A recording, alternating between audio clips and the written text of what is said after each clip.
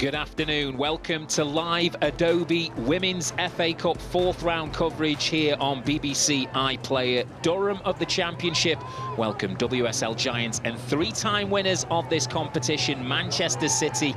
We're less than 5 minutes away from kickoff.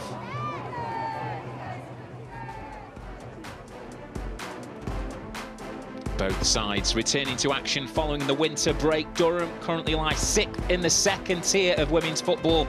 Just 6 points separate the top half of the championship. As for Manchester City, they're hoping for a busy 2024. 3 points behind leaders Chelsea in the WSL, plus hopes of lifting the Conti and FA Cup trophies.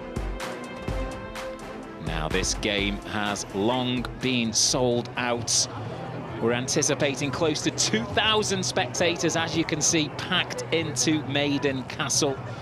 A vastly different experience to the previous meeting between these two, held at Durham back in 2014, the Conti Cup, with 379 in attendance, as Manchester City were comfortable 3-0 victors. Strong travelling support, as we come to expect from a team that's flying high in the WSL.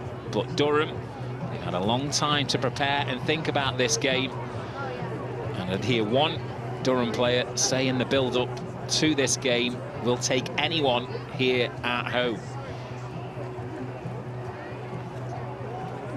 No doubt eager anticipation. If you aren't aware, this is the only non-grass surface in the top 2 tiers of women's football. It is a narrow pitch as well. So are those little percenters going to work in the benefit of the championship side? Well, close followers of the FA Cup will know exactly why the TV cameras are here. We don't want to miss what could potentially be one of the biggest women's FA Cup shocks in the competition's history. Durham of the second tier, 2-time quarter-finalists, taking on Manchester City, who lifted the FA Cup in 2017, 2019 and 2020 before finishing runners-up in 2022.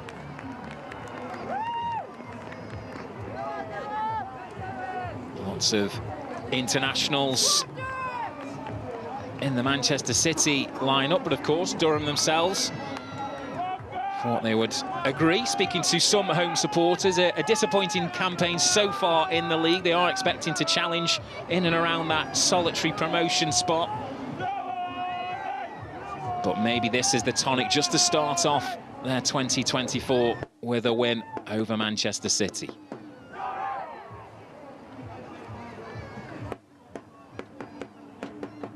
Our referee today, Jane Sims from Halifax. She was one of the assistants who officiated the 2015 FA Cup final at Wembley, which saw Chelsea beat Notts County 1-0. But let's have a look at the Durham team sheet. Goalkeeper Nisha McCoolan starts to be the first choice in this competition. Captain Sarah Wilson, the club's longest-serving player, been here since the very start in 2014. Lauren Briggs is a lifelong Manchester City fan. Irish international Saoirse Noonan is top scorer, 6 goals, including their third-round victory over West Brom. And Beth Heppel extends her own Durham record appearance tally. This is number 236. As for Manchester City, Gareth Taylor is not messing around. As strong as he can, Kiara Keating gets her first taste of cup competition this season. No room for sentiment by giving Durham-born Steph Horton a start. Alexandri continues at centre-half in the absence of Alana Kennedy. Lionesses Lauren Hemp and Chloe Kelly have both won and lost an FA Cup final in City colours, and Khadijah Shaw is already into goal double figures and has 2 previous career FA Cup hat-tricks to her name.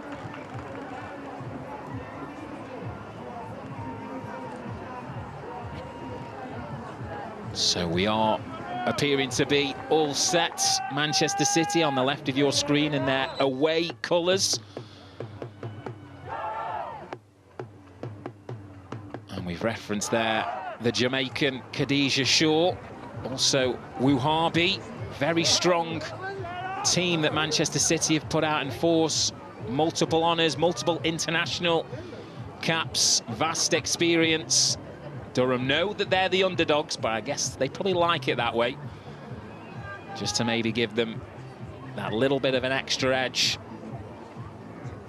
It's not the first time they faced WSL opposition in this competition, but the only time they've beaten someone of that status was Bristol City back in 2019. That was in the 5th round.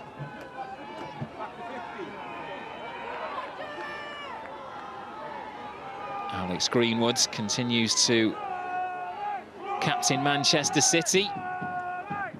No doubt a great deal of respect between the two captains. Sarah Wilson played all her football in the Northeast, and there is going to be a change of ends here. As you can see, there's going to be quite a bit of sunshine for both goalkeepers and defenders to deal with. I hope they've all brought their caps along with them. Final few words for the championship side. They won't need any motivation. Just look at that team sheet that Gareth Taylor handed in. The likes of Jill Rhodes, Chloe Kelly, stellar global names in women's football. And let's be honest, that's what's drawn in some of the crowd here today. Maybe a few neutrals, but Durham will be hoping that it's a significant boost to their profile. And even more so, if they can pull off what is a very unfancied, it has to be said, upset against a side from the top tier of English football. 15 games in total in the FA Cup. You can keep up to date with all the latest scores live on the BBC Sport website and app. But as for ourselves here on iPlayer, our focus is Durham against Manchester City.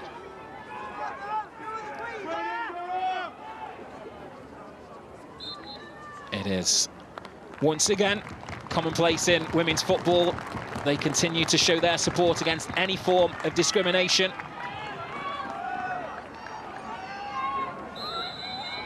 And it is the visitors who get us underway. Durham looking to beat WSL opposition in the FA Cup for just the 2nd time in their history. Can they eclipse memories of that famous 5th round victory away at Bristol City in 2019?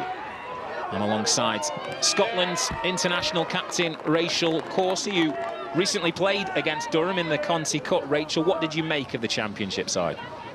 Yeah, I think probably very much like City, we were aware that they're a team that in the cup competitions in the past, they've got a dangerous track record, I suppose you would say, for a side in WSL, and you can see that today with City, how they've lined up. They're difficult to play against, and you can see already, you know, they like to make it a little bit uncomfortable. They'll battle for 50-50s, and that's probably the thing you have to do first and foremost before, you know, City will look as they are just now to get the ball down and move it around. But any opportunity Durham get, they'll look to put pressure on, make a tackle, probably break the game up, foul a little bit, and just try and avoid City getting that rhythm that they're so well versed at finding a way to do. Yeah, we certainly do expect to see a lot of the current pictures on your screen.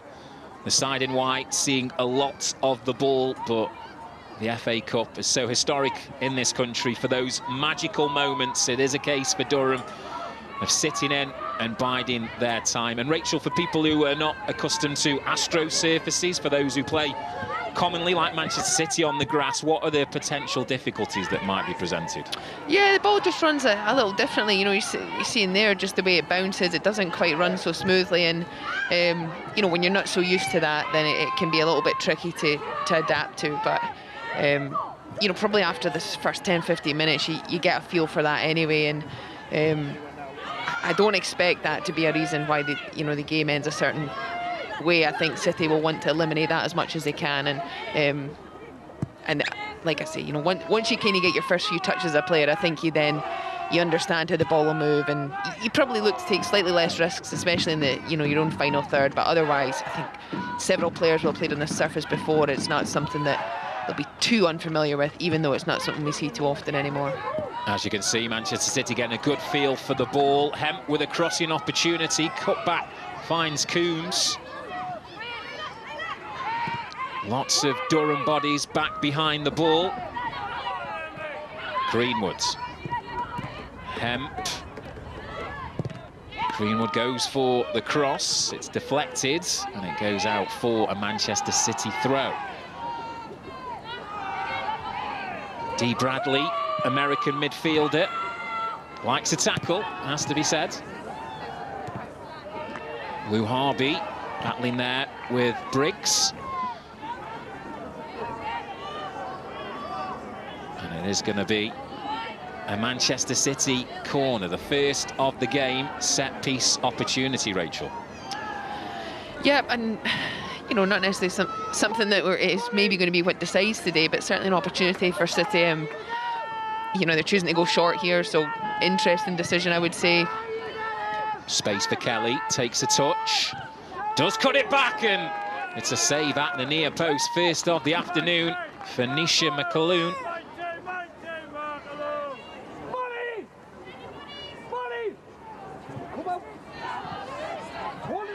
So, corners in quick succession for Manchester City. They went short first time around, and I guess we're seeing there, Rachel, the close proximity of, there's not much space for a run up there for Chloe Kelly. Yeah, it looks like as well there might be something up their sleeve here. There's an very intentional bounce to the ball.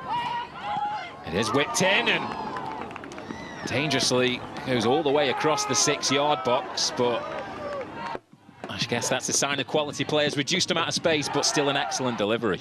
Brilliant delivery, yeah, and it's Lauren Hemp who just comes into that front post area, and she slightly has to just duck, which probably inhibits her ability to just get quite the touch she wanted on it. But, you know, again, shows diversity that Man City have, and the fact that, you know, they're so good in possession. The first corner they went short, second one they deliver, and both times they're getting a shot on target, or trying to get a shot on target, rather. And let's make no mistake about it, Manchester City would have been fully aware of the environment that they're playing in terms of the proximity of the fans and the reduced amount of space. And they are seeing an awful lot of the ball here. Alexandri. Greenwood strides forwards. Manchester City captain.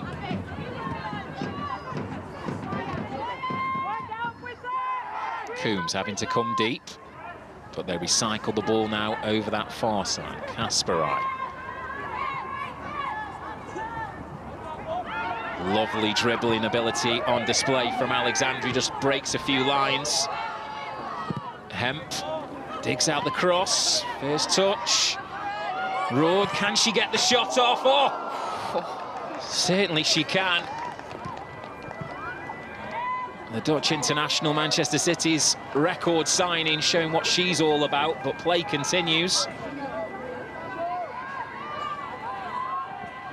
Durham do clear their lines, but this is one of the key things, Rachel, is how long can they make the ball stick for?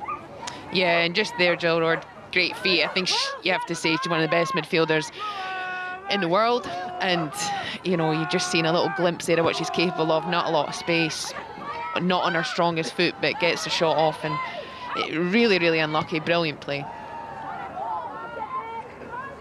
It is a narrow pitch here at Maiden Castle, but Manchester City making maximum use. Hasegawa. Shaw. Kelly stands up the cross, and it's a firm connection, and there's no stopping that one. Inside 7 minutes, Manchester City have a lead, and it's courtesy of Laura Coombs. Lovely football, quality, pure class prevailed, Rachel Corsie.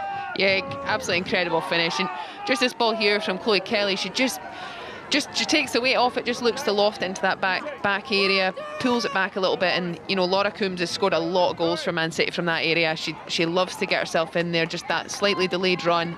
The back four naturally drop off, midfield don't track, and it's a beautiful finish. It's, you know, taken off the volley, but she just controls it, and yeah, brilliant goal. A near perfect start for the visitors. Laura Coombs, who lifted the FA Cup in the colours of Chelsea, kick-starting Manchester City's 2024 ambitions of battling on 3 fronts. A treble is possible, a lot of football to be played, but a big first step, and I guess from a Durham perspective, not ideal, Rachel, but they would have expected that at some point they perhaps would have gone a goal down. Yeah, it's tough. I think you want to try and at least make it the first 15 minutes, and they probably would have liked to have made it a little more difficult than they have. You know, City have had 2 or 3 half chances up to this point, and it'll be very difficult. And you know, I'm not going to say they need to open up quite yet, but you know, you're not chasing the game, but you got to find a way back into it, and you definitely don't want to concede another in quick succession. But City have been at it. We knew by the starting 11 that they were taking this game very seriously, and just the tempo they play. I think that's the hardest thing for, you know, championship sides, is when WSL teams lift the tempo to the level they can, then it's dangerous. Kelly, well saved. Goalkeeper spills it. What a double save. Wow. She's had to pick the ball out of the back of a net already, but Nisha McAloon does incredibly well here to keep the score at 1-0. Yeah, got to score. I mean, brilliant save, first and foremost, but Laura Coombs has got to score. There's an easier chance than the one she does score from, but it looks like maybe foul being given, but yes, massive opportunity, and Durham will be very grateful that it's still just the one. Well, this is the Jill Road effort. Plenty of warning signs for Durham. It's a big day. There's a lot of football still to be played, but they won't want to be embarrassed. They are a fine championship side, and what is a very competitive women's second tier. Only one side gains promotion to the big time, to the WSL. And we're seeing Dee Bradley there, showing plenty of battling spirit, and that's what's needed. Yeah, she'll get stuck in.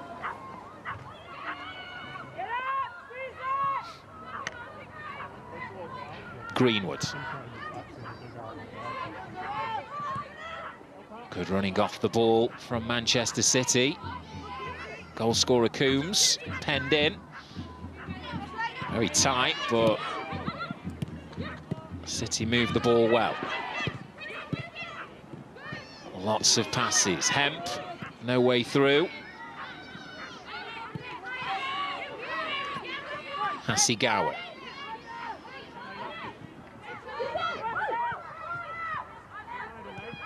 Durham willing to press. Trying to force a mistake high up the park, but Manchester City can pick a pass and open up those flanks. Here comes Chloe Kelly. Shaw, nice feet. Muhabi thoughts about the strike.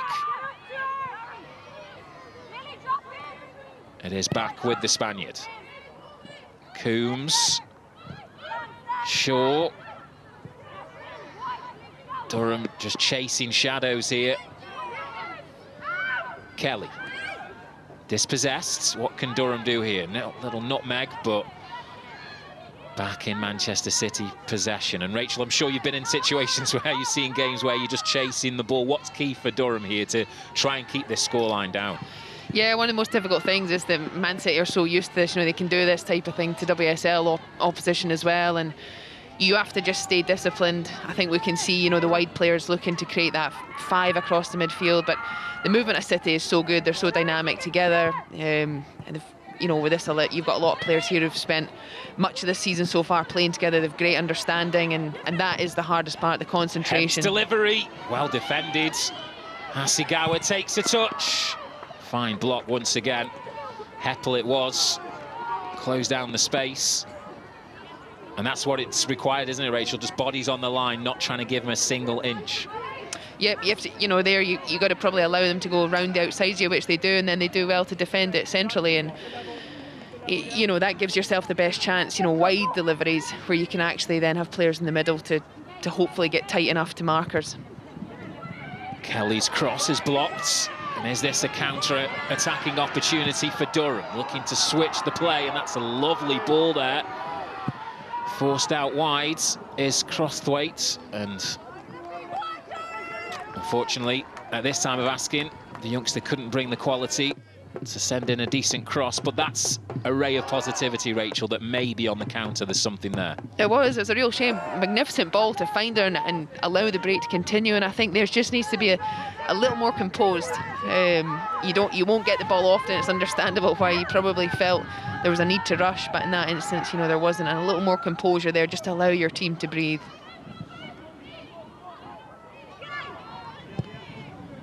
Goalkeeper clears the lines, but straight to Yui Hasegawa.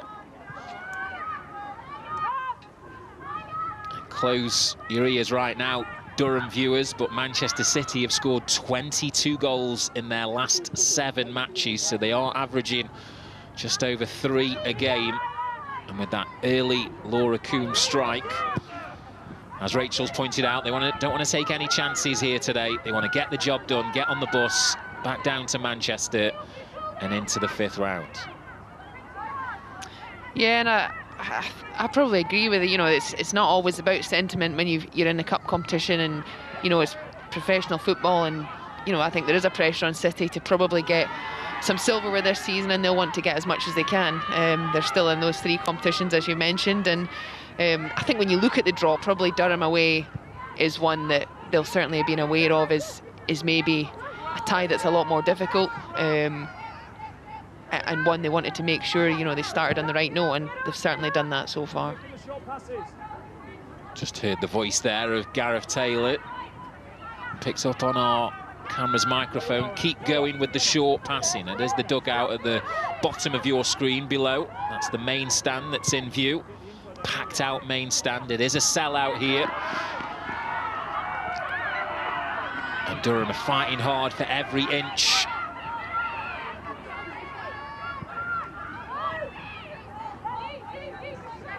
Greenwood. Back to the Manchester City captain. Space for Shaw. She does turn, but good defending. First opportunity for the Jamaican inside the 18-yard box, and I guess maybe we're seeing there, if I'm being kind, Rachel, the difficulty of the conditions, turning around, staring straight into the sun. Yeah, a little. I think she herself expected to be under a little more pressure. I think if she'd let the ball run across her, she was in there. She obviously, as you would imagine, anticipated a centre-back being rather a lot closer, but I'm sure it won't be the first chance we see her have. Yeah, it's a tough ask for the 2 Sarahs, Robson and Wilson, to keep Khadijah Shaw quiet. 10 goals in all competitions already.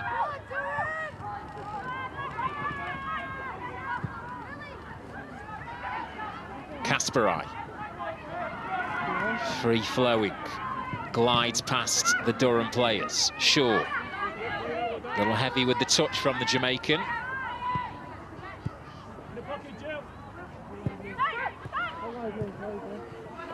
Once again, Manchester City so clinical with their passing,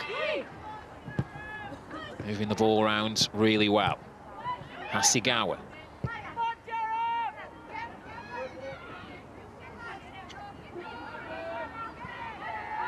Goes back to Greenwoods. Rhodes finds Kelly out wide. Up against Lambert. Wu Harvey. Can hear faint chants from visiting supporters. It is very quiet from a home perspective. Pressure. Durham can't clear the ball. Wilson has to concede a corner. And it is a combination, Rachel, of quality, but also applying that pressure to force mistakes from Durham. Yeah, a little bit untidy there from Durham to give away a corner in that instance. I think they've done well to win the ball back, and then just a little bit of slower decision making that you don't get against a team like City. The counter press, they make it very difficult, and you know, again a chance for them to try and create something from the wide area. 4 corners already for Manchester City. That was a wicked whip on that from the boots of Chloe Kelly. Shaw. Nice slide challenge. Jamaican goes down heavily, stays down, and likewise that coming together, which involves Lauren Hemp.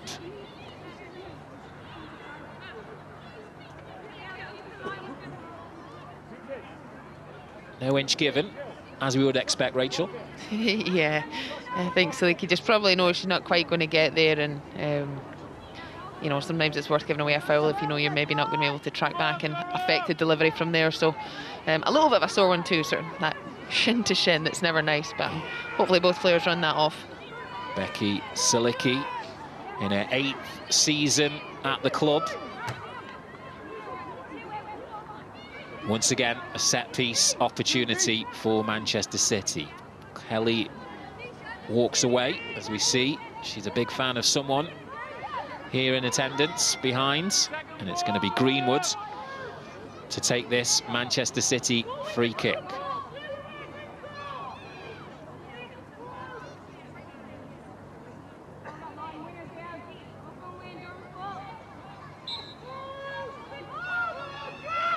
Greenwood. Oh, that's a teasing delivery there. Goalkeeper did not want to have any of that.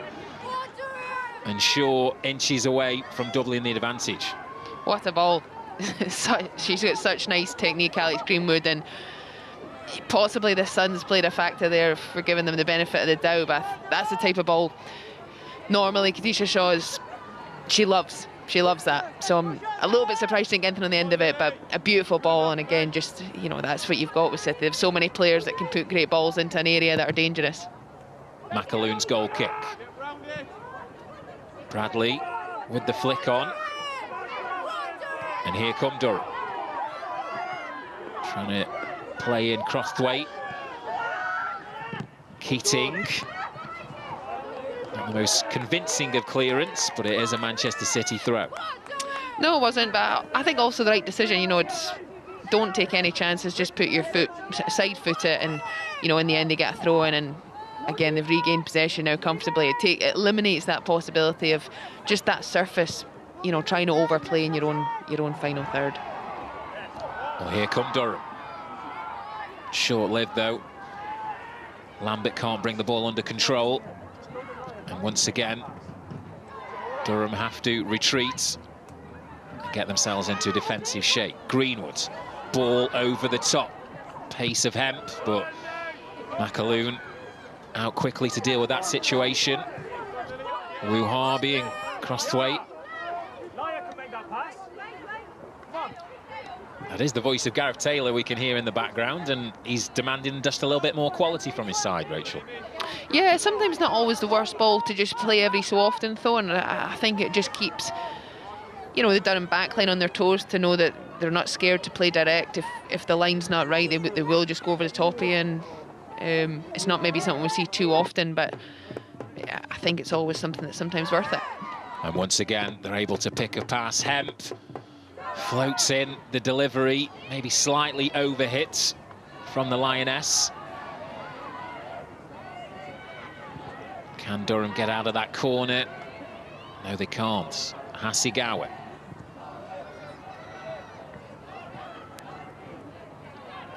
Greenwood. Very advanced position for pretty much most of that Manchester City back line, approaching the final third.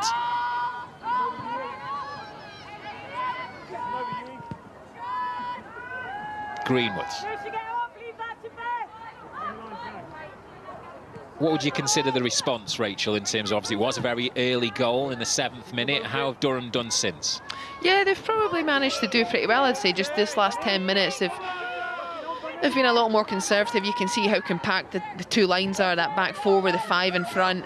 It's a tough job for Amy Andrews today to probably have to try and work that central striker role herself. She won't probably feel quite as connected as she might do, you know, ordinarily in the league, but I think they've done well. You know, we said they didn't want to concede again so soon. There was a little bit of a half chance, and since then I think they've probably steadied a little bit, and hopefully, you know, they grow from that. Keating goes long. Kelly flicks it into the path of Khadijah Shaw. One-on-one to make it 2. And I'm not sure about the decision-making. Was that a shot? Was that a cross? Either way, Manchester City with a golden opportunity to make it 2-0. Yeah, I can't believe it. I can't believe she's clean through on goal there. Again, quite direct there. We know Kira Keating has that range. They're just caught out a little bit, Durham. Just, you know, the pace of City, and Shaw's through here. I'm so surprised she doesn't just finish that off. It's a chance that I think I would safely say most strikers are not passing it. I think she definitely does try and pass it, but again, that's maybe the surface. Maybe we can say that's one where, you know, on grass that probably just rolls a little slower, and Hemp taps it in, but it just slips away from her reach. Khadijah Shaw with 7 goals in her last 3 FA Cup appearances.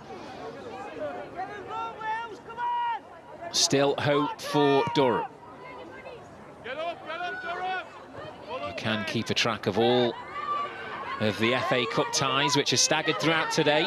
We've reached half-time in the first game, and Manchester United taking care of business. 2-0 up at home against Newcastle. Durham free kick. And they won't want to rush this one, Rachel. Perhaps an opportunity to go long and direct and put it in the mixer, as we say. Yeah, I'd certainly take my time. It probably is one of these ones for Durham. Every opportunity they can. Well, they've gone short. So what do we know? What do we know? But, you know, I think to go short and have your goalkeeper play that long, I think that is, you know, probably a better opportunity to try and get it forward from the initial position. But fair play to them, they want to try and play, but I think it's recognition of probably, you know, the state of the game. 25 minutes in, there'll be a little bit of that fatigue starting to kick in, I think, when, you know, you start to wait for your second win to properly kick in. So, yeah, I'm not going to be critical of them trying to play, but it possibly was an opportunity. They could have sent the ball further forward.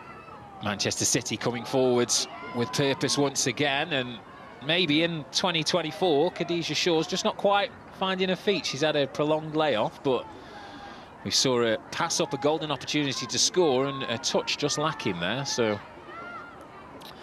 Yeah, I think for her it's difficult. You know, the ball often comes into her at pace, especially the way City try and combine. And this is maybe it's one you see the ball bobble just a little bit. The more it's passed around, and those like longer, firmer hit balls are sometimes a little tougher to take in. But I'm certainly not going to jinx her, and just in case that comes back to bite me. So I'll let you say that. Yeah, many commentators have been made to eat their words, I'm sure, from the likes of Khadijah Bunny Shaw.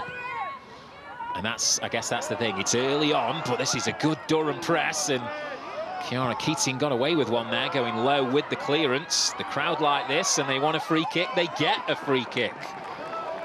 Heppel it was, brought down by Road. Yeah, good opportunity this, and you know, Durham have done really well. Yeah, goalkeeper probably should do better in the clearance, but they pick it up. Good little pass into that little pocket further forward, and draws the foul. And now this is definitely a position where they're going to look to send the ball in, and you know, they've good height. I imagine both Wilson and Robson will be up. Dee Bradley's another one who'll look to cause some trouble in there, so this is a good chance. Yeah, I'll be very surprised if this is passed backwards from Durham's women. Trailing by Laura Coombs' goal. She's in the Manchester City wall. And it is their club record appearance maker, Beth Heppel, with the set piece. Doesn't look as though she's going to go direct to goal. It's a deep cross. It's, unfortunately for Durham, overhit. Yeah, that's a waste. That's a real shame. I think maybe just not recognition of how high, you know, City take a high line, trusting themselves to track the runs. And in that instance, you just need probably a more floated delivery, central free kick as well. Dangerous ball across the Manchester City box there, which Crosthwaite almost picked the pocket of Greenwood there.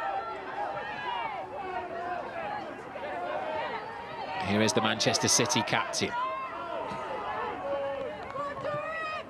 Does find a way through.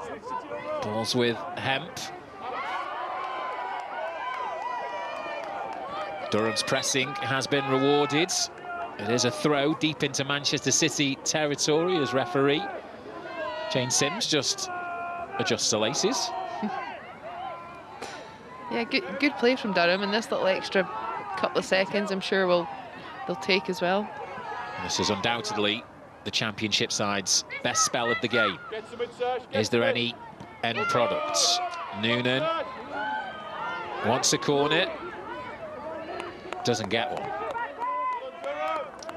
Yeah, just doesn't quite get one. Unfortunate. I think, you know, good feet initially, and then just comes back off and out for a goal kick. But we did see a brief shot there of Claire Ditchburn in the Durham dugout. She'll be pleased with how her side have responded, trailing to an early goal. but as we approach half an hour played, their side are growing into this game. And Manchester City have given the ball away. Crosthwaite takes on the strike. It opened up, but it was straight at Chiara Keating. Yeah, great effort. I think the right decision was to have a shot. There was a run, I'm not sure if it was Amy Andrews off her shoulder. She possibly could have slipped her in, but you see as Alex Greenwood just tracks that run, causes her a problem, and it does open up. And, you know, good pace on it, just not quite the direction away from Keating. Wilson under pressure from Hemp.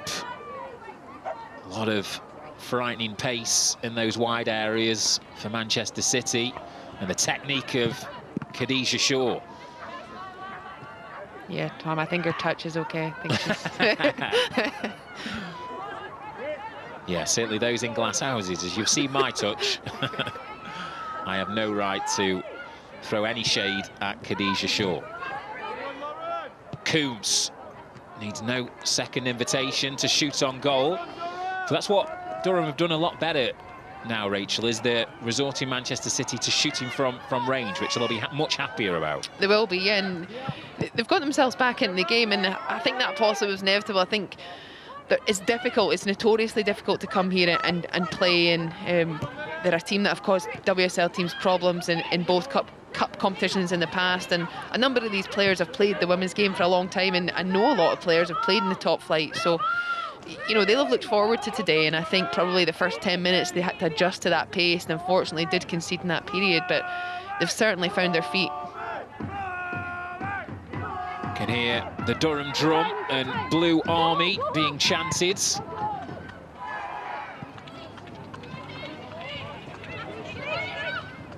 McAloon, who's made a couple of fine saves as well. She's doing her bit. What can Durham offer up going forward? Briggs righted a few challenges there, and the referee wanted to play the advantage, but pulls it back for a Durham free kick. Yeah, and, you know, I think fair from the ref, trying to allow the play to continue, and definitely the right decision to pull it back. I think it was Jill Rohr just found herself the wrong side, and probably finding a little bit of frustration as, you know, she hasn't had so many touches of the ball in the last 5-10 minutes, and, you know, I think City will want to find a way to regain that control, but meanwhile Durham are doing very well to kind of just break play down and transition into an attacking opportunity for themselves. Lauren Briggs came through the academy system here at Durham with the free kick. It's a much better delivery, a tough one to deal with, and it's another shot on goal. Save had to be made. Chiara Keating this time, denying Noonan. Yeah, it's a great ball from Briggs as well, and Casper either just can't get enough on the clearance, just sort of sends it into a dangerous area at the edge of the box, and fortunately for Noonan, just doesn't connect as well as she'd like. A little bit of a snapshot in the end, and possibly, you know, she actually did have enough time to take a second touch there. Saoirse Noonan, 6 goals for Durham this season. She's tracking back now as Khadijah Shaw comes forward. Tries to slip in Rhodes. He's kept in play, but given straight to Hasegawa. Coombs can turn. Manchester City goal scorer. Looking for white shirts.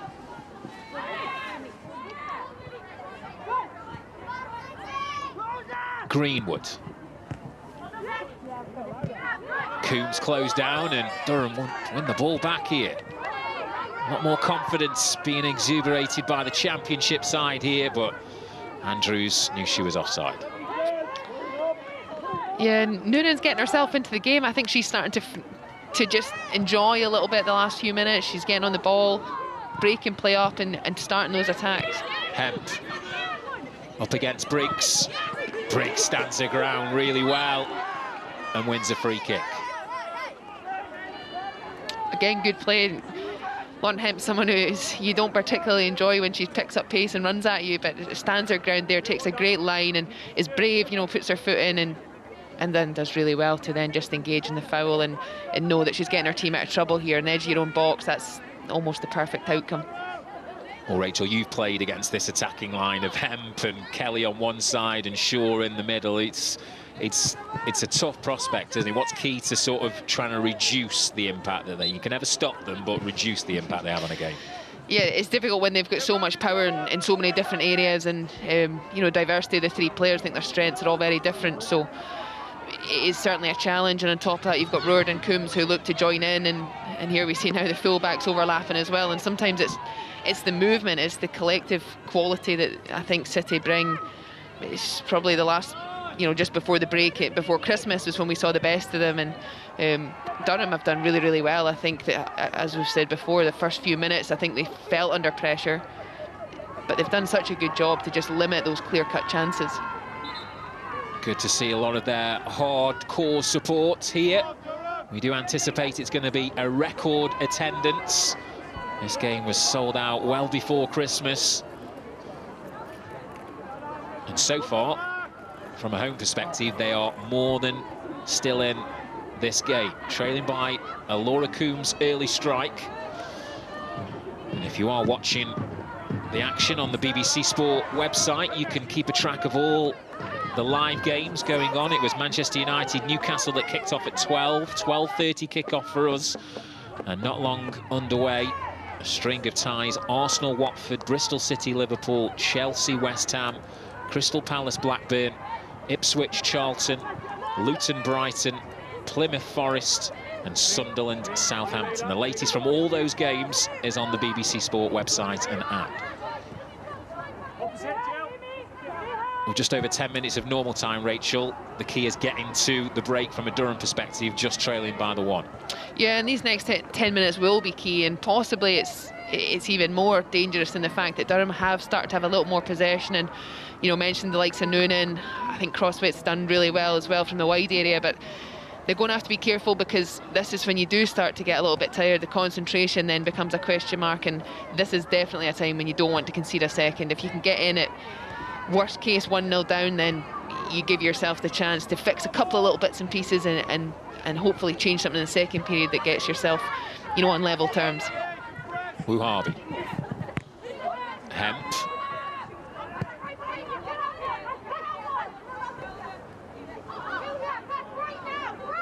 Greenwood.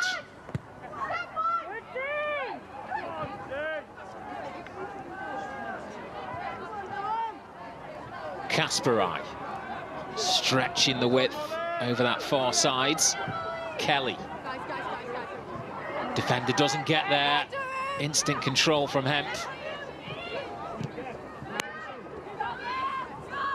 Manchester City happy to be patient.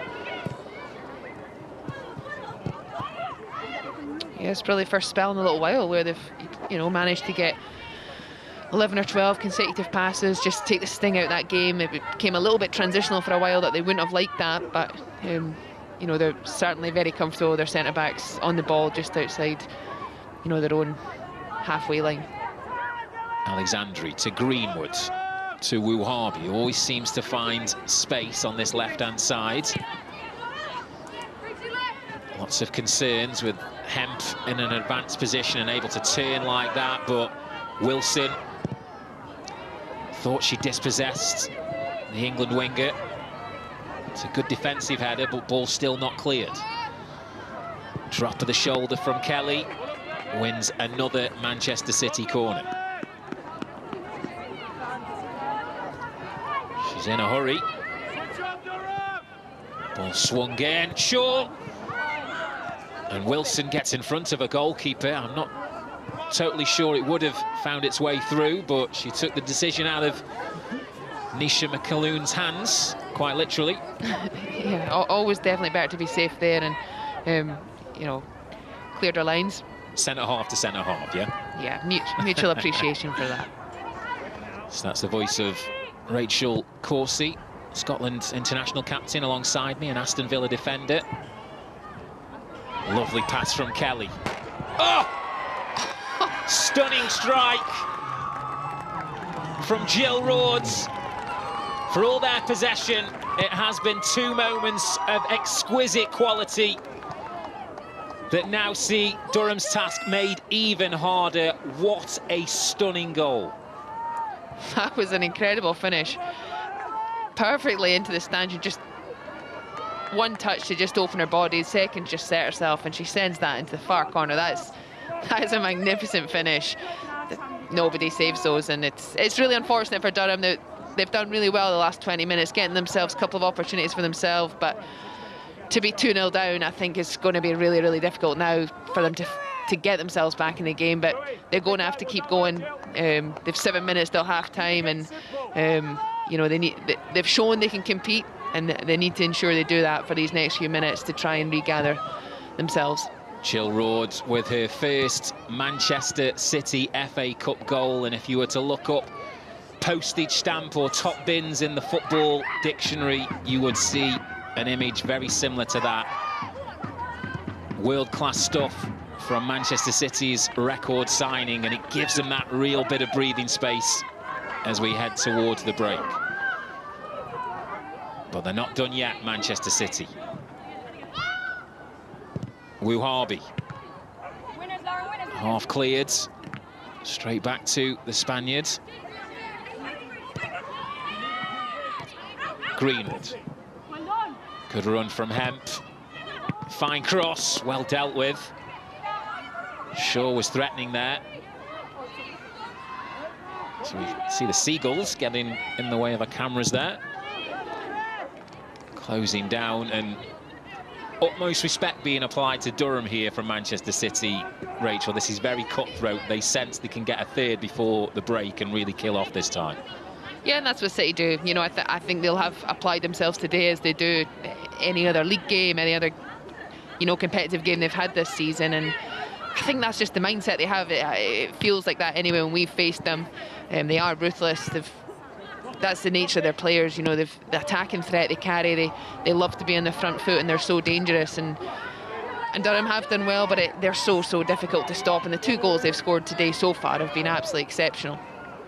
Durham did have that good spell either side of the half-hour mark, but a goal early on from Laura Coombs, and as we approach the half-time break from Jill Roord. But what can Durham offer up coming forward here? So, floated ball in, it's overhit from Heppel, and I think that unfortunately proves to be the difference so far, Rachel, is that bit of quality in the final third. Yeah, that was another great chance. Just keep the ball in that half of the pitch for a little longer. There was enough people for, you know, the 4 or 5 bodies in the Man City half there. Just doesn't quite need to be rushed. You can understand it when you don't see the ball so often. Sometimes you do just feel that a little bit of extra anxiety to do things a little quicker than they need to be done, and that was just another example of it there.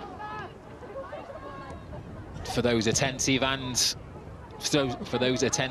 viewers and listeners, you're probably seeing they were getting quite a good audio stream of Gareth Taylor's instructions being relayed out to his sides. It's a tight dugout space here at Maiden Castle, but he'll be sitting very comfortably, Rachel, knowing that 2-0 heading into half-time. He does have options off the bench. Yeah, and he looks very calm there. He doesn't often take a seat. I think he quite likes to be stood up and as close to the action as he can be. But, you know, I think with his side 2-0 up, he possibly deserves to rest a little easier as the final few minutes of this half are played out. They've been very professional up to now. A couple of opportunities from just a little bit of untidy play. I've allowed Durham some chances, but otherwise I think it has been comfortable. I think they do have another level should they need it. And, you know, I think he'll certainly feel, going in at half-time with this scoreline, that he'll be pleased with how they've managed to settle this game down. Kasperai with the Manchester City throw. It's quite a heavy one.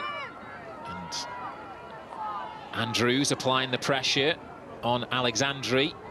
And the Spanish international does really well. So too Roord, just rolls the defender. Yeah, she's a speciality at that. You've been on the receiving end of that move 1 or 2 times? I've certainly pulled her down 1 or 2 times, I think, as well. But yeah, she's good. She's so difficult to mark. You give her too much space and she'll punish you, and you get too tight to her, and she's very intelligent as well. One of the top players in that position in the women's game. Once again, Joy down this left-hand side for Manchester City. Greenwoods. Wuhabi. Another goal before the break would be devastating for Durham's hopes of continuing in this competition. It has to be decided today, so if need be, there would be extra time and penalties, but we're looking a long, long way off that from the current action we've seen here at Maiden Castle.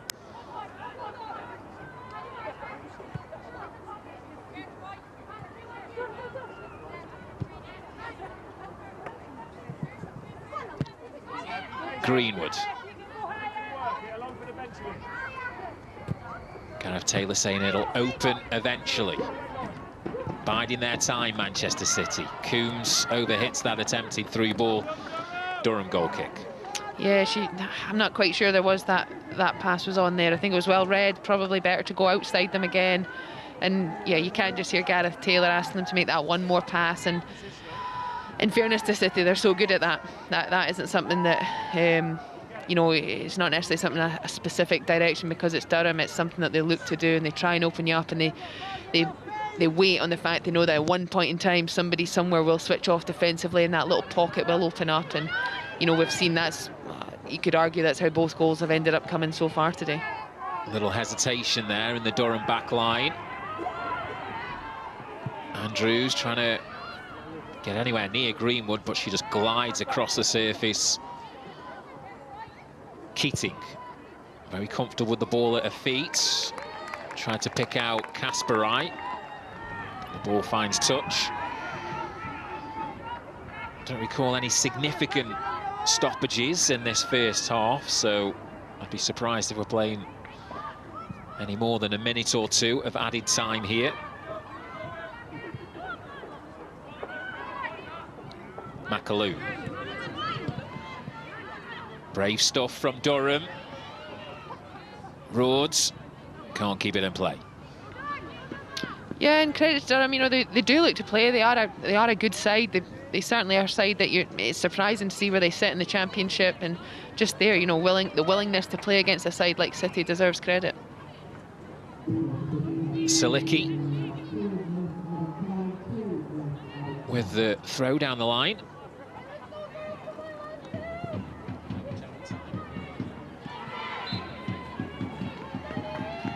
So there'll be a minimum of 2 added minutes of stoppage time here in the first half for referee Jane Sims to oversee.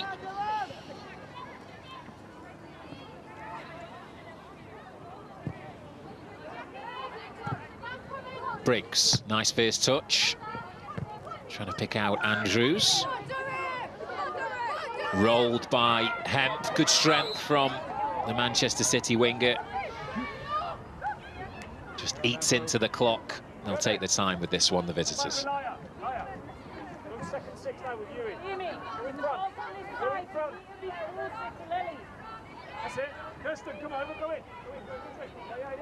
That's the demanding voice of Gareth Taylor.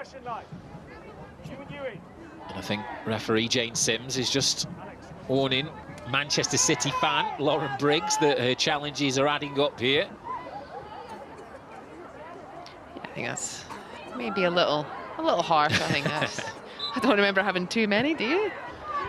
Well, I guess she's seeing a lot of the action because, as we know, Hemp is a live wire, isn't she? And trying to keep tabs on her is no easy task. And once again, that's exactly what she's being asked to do here. Hasegawa.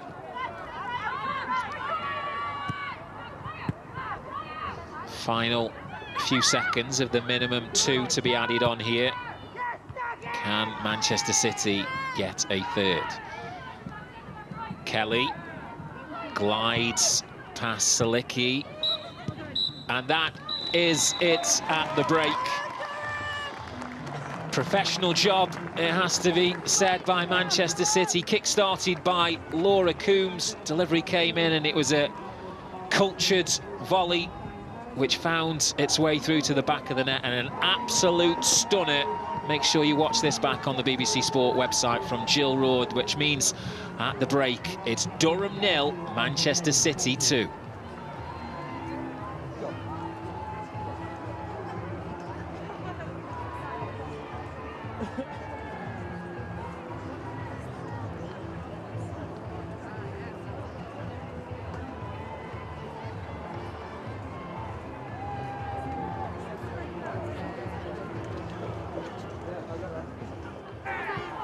So let's have a look back over the first half highlights, Rachel, and there was warning signs very early on. Yeah, there was. Jill Roord there showing great feet, great snapshot. Unfortunately, just comes off the, well, middle of the bar really, and there's no one there to just knock it home. That was in the first 5 minutes, and this was the opening goal in the 7th minute. Talk us through this one. Yeah, it's a brilliant ball from Chloe Kelly, and that's a position that Laura Coombs has scored a lot of goals for City, and she just hangs back, and it's a magnificent finish, you know, she just calmly, you know, uses the instep and puts her foot through it. It's great control, it's difficult technique, and she makes it look extremely easy. Getting another angle of it here, and it's been that quality in the wide positions, isn't it, Rachel, that's been key. Excellent delivery, and when you've got players of her quality to finish things off. Yeah, they get numbers in the box. It's something that I think City do really well. They often choose to take the pace off the delivery, which gives the attackers the chance to really step onto it. And once again, Manchester City continue to ask questions, but the goalkeeper with a fine display there. Yeah, and that came soon after the goal, and it is a really good save, but you have to say that, you know, Laura Coombs should double her tally today, and she, you know, ordinarily you'd say by sending it back across that way you're safe, but the keeper's still there from the initial save and does well to clear her lines. Well, Durham did try and find a way back into this game, but how did Khadija Shaw not make this too? Yeah, I'm sure she hears Lauren Hemp outside her, and that's why she chooses to give it, but it's not very often we see a 9 go right down the middle and choose to pass it, and I think when she sees this one back, she'll certainly think, yeah, I should have just finished that myself.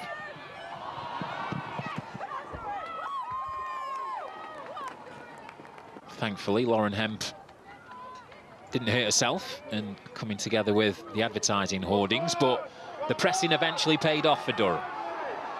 They had a good spell in the middle of that first half, and this was just one of their opportunities where they probably, you know, will feel, could they have done better? There was possibly a pass down the outside. I thought the shot at the time was a good decision, but just doesn't quite do enough to get it away from Kiara Keating. They have worked Kiara Keating on a number of occasions, the championship sides. But this was a goal of stunning quality, Rachel. Yeah, it's beautiful play, and it's an even better finish. You just see the run there of Kasparai down the outside. I think that possibly just affects Lambert there. She chooses to take that run. It opens up the pass inside, and Jill Roord inside of the box. You have to get closer than that, and you know, it's a magnificent finish. It's one that just really does show the quality she does have, as we've mentioned. I'm sure this is footage you'll be watching back across social media. Pure FA Cup magic from Jill Roord means at half-time it is Durham 0, Manchester City 2.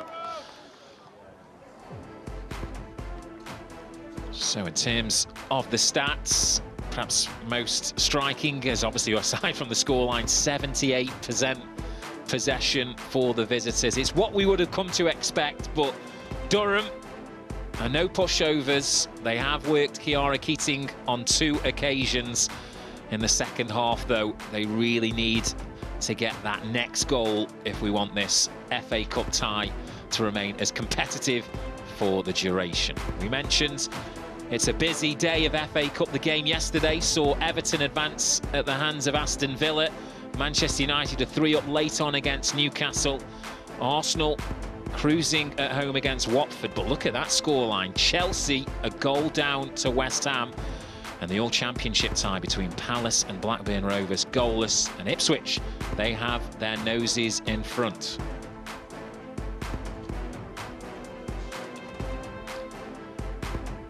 Continuing on, it is a busy day, 15 ties in total. Nottingham Forest of the National League Northern Premier, a goal up down in Plymouth, goalless between Sunderland and Southampton, and still plenty more action to come. Keep across the BBC Sport website and app for all of those goals. Right, now, both these sides made it through this stage and into last season's 5th round. Here's a look back at just how they did it.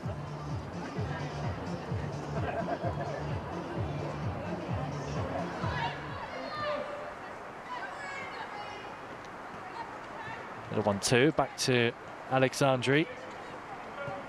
Good ball through that for Chloe Kelly. Kelly across to Shaw, 1-0 Manchester City.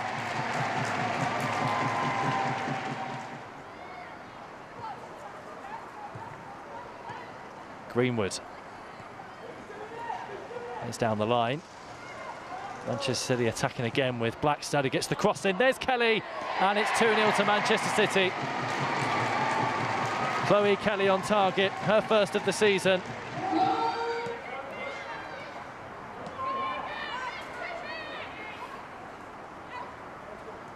Oh, Kelly dropped it and finds Shaw. Shaw continues and tees up Kelly again, back across goal. Real opportunity here for Castellanos. 3-0 Manchester City. 2-2 home matches for Dania Castellanos. Asagawa onto Greenwood. Onto Shaw, holding it up well and getting the shot away too and finding the corner. Wonderfully taken from Bunny Shaw. Second of the afternoon for her.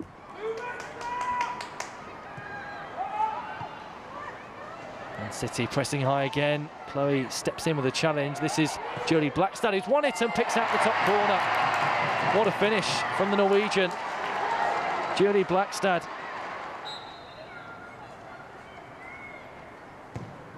Kelly's corner into a dangerous area and headed off the crossbar. How did that stay out?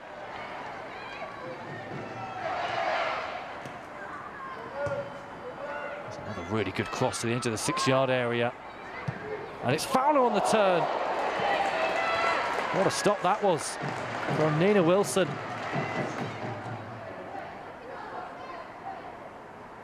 Continuing to apply the pressure here. Manchester City, it's deflected inside the penalty area. Real opportunity for Blackstad. It's her second of the game, and Manchester City have 6.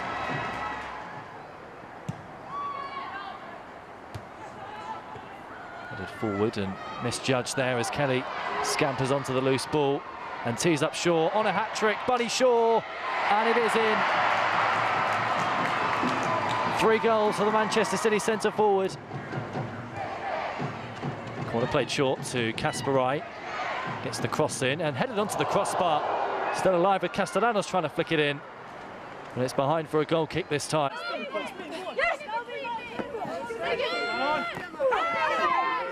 Strong challenge out wide, and Durham can try and come forward here. Molly Lambert breaking into the penalty area for Durham. Beaten away by the goalkeeper. Good stop from Fran Kitchen, and back in again and off the crossbar that time. Still alive with Durham, and Fran Kitchen eventually holds on.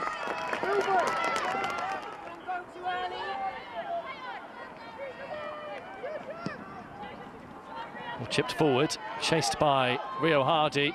Tries to square it for Lambert, who scores. Durham lead inside 10 minutes.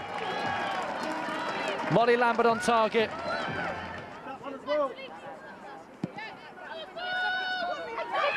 Balloon's clearance, strong header from Palace defensively, and Jess Clark will race onto the loose ball and strike at goal. What a finish that is. Fantastic effort from Jess Clark. Her 3rd in all competitions this season. Apple's corner, flicked downwards and deflected over the crossbar. Really important defensive header to deny Robson. Just about kept in play, and Durham will try and come forward again here. Ball lifted over the top. It's Hardy, beaten away again, this time by Kitchen. Jess Clark lurking, was able to gather the second ball. Go on! Here it comes! Deal with it! Noonan steps inside of Waldy. Onto Heppel, Noonan again. Chip through this time for Beth Heppel to strike. On the turn, just wide.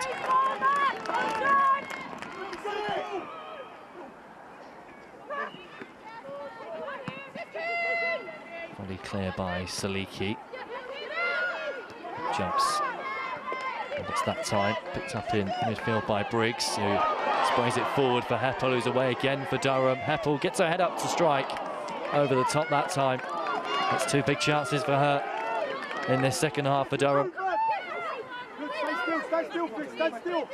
Waldy turns on the ball and lost in midfield by Gibbons. Ball forward, releasing Galloway. He could have an opportunity. She's beaten Kitching and might break here for Molly Lambert to finish. What a defensive challenge. Fantastic block.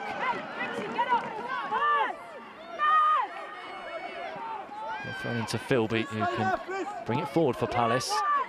Ball over the top is a useful one for Olding, who leaves it for Doran. No ball in. Real opportunity for Bailey Gale. Couldn't find the target.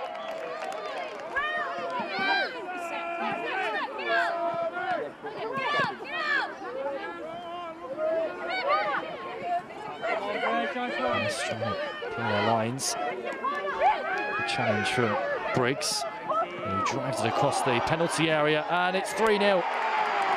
It was a brilliant ball in the end for Lily Crosthwaite to score. Durham have a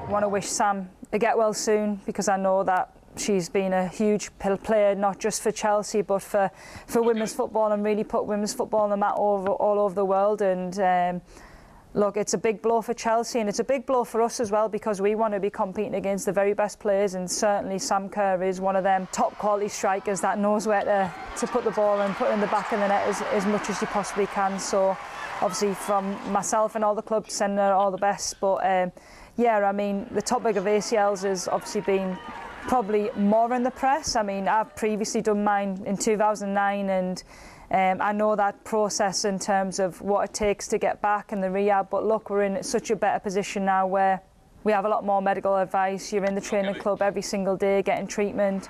There's a better understanding of how to get back for a female in ACLs. And yeah, it's not nice, but there's a kind of shining light that you can get back from it, and to use that time wisely to be even better. And as a player and as a person, you can work on things in them 9 months that probably you couldn't do if you were playing and training every single day. So I think that was always been my outlook on injuries anyway, is that if there is a setback, try and use it in a positive way. And I'm sure the likes of Sam and Kaz back in Madrid will have the best care and rehab as possible.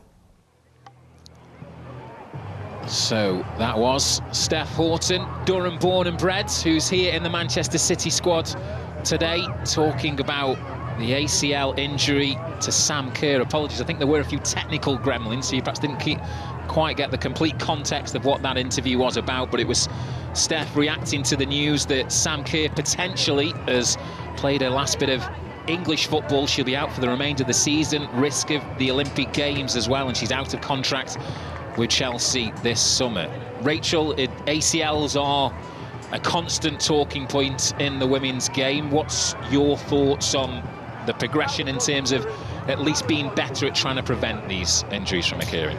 Yeah, and similar to Steph, you know, I did mine as well back in 2012, and you know, probably both of us didn't have access to the same resource we do now, which is obviously what you'd hope. The fact that we have seen the game evolve enormously, and what comes with that, of course, is that we can have better access to these medical resources. But as you say, you know, it would be great if before that we could see a lot less instances of the injury happening initially. And you know, you're never going to be able to remove it entirely. It is one of these injuries that does happen in the game, and it's one of the worst ones. There's such a long time out. It's also painful physically and emotionally to go through the different stages that are required. And of course, you know, extend the well wishes to Sam, who obviously is in the early stages of that. And it's not what you want to see. You know, we want as many players to be available and fit for as many games as possible, especially as the league gets more and more competitive. So yeah, it's disappointing, but as the more research that's done, the more it's talked about, the more people are spending time to try and understand it and to see the things we can do as quickly as possible, then hopefully we start to see the impact of that. It will be that it will become an injury that's not as common as it is at the moment. So as you can see, we are all set here in the second half. Durham have only failed to score twice in their 15 games this season.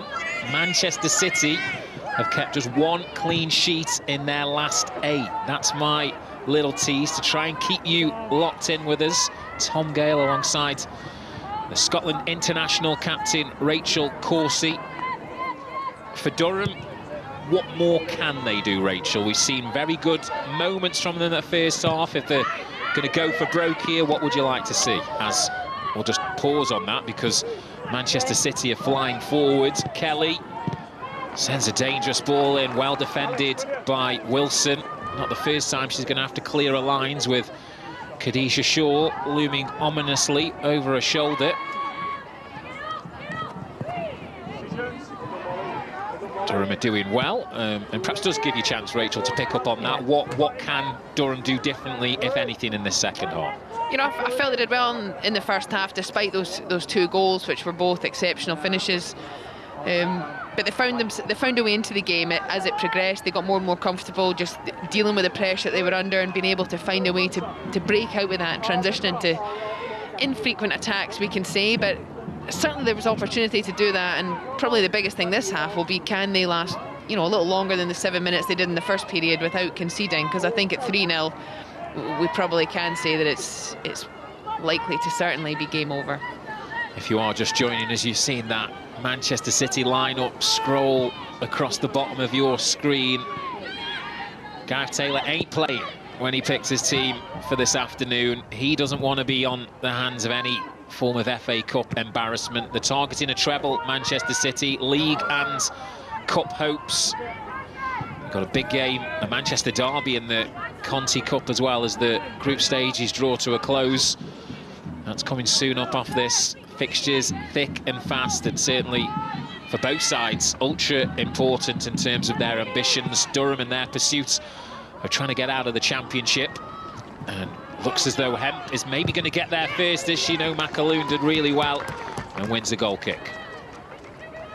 Yeah, just for a moment there was looked like it could have been a 50-50, but surprised the goalkeeper chose to go with their feet, but in the end she did well. And you know, I think just going back to Durham being able to stay in the game, I think they were brave in the first half and possibly took a couple of risks. I think this half, I would probably try and be a little more direct at times. I think it's really difficult to break down the Man City pressure, and I think they'll probably find that the surface will favour them in the sense of if they do take that approach. And I'm not just saying send long balls, but I think they can disrupt play a little.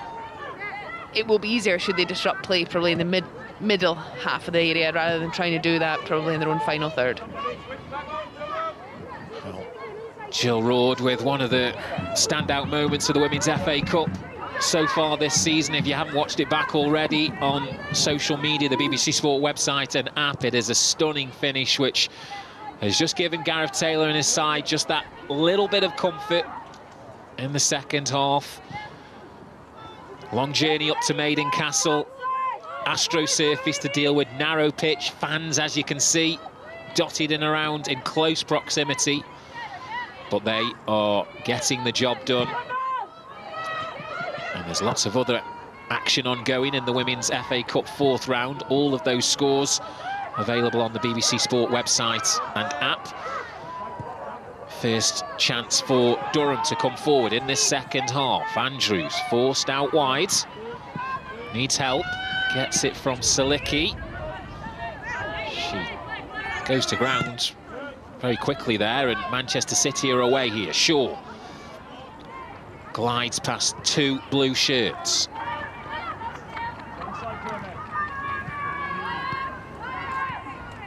Wuhabi, Hasegawa, fizzed into Alexandri there, controlled that off the shin, lovely stuff.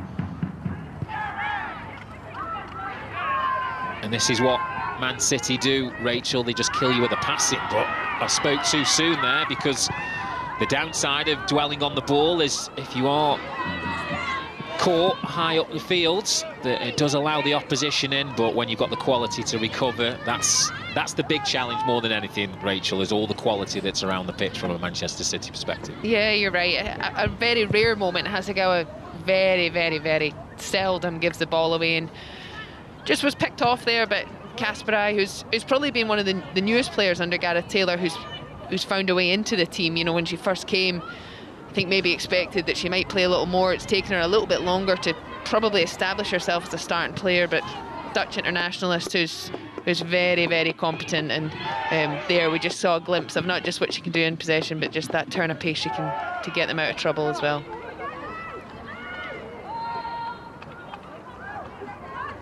Alexandri. Here is the previous mentioned Kasparai in his second season in Manchester City colours. Made the move from FC Twente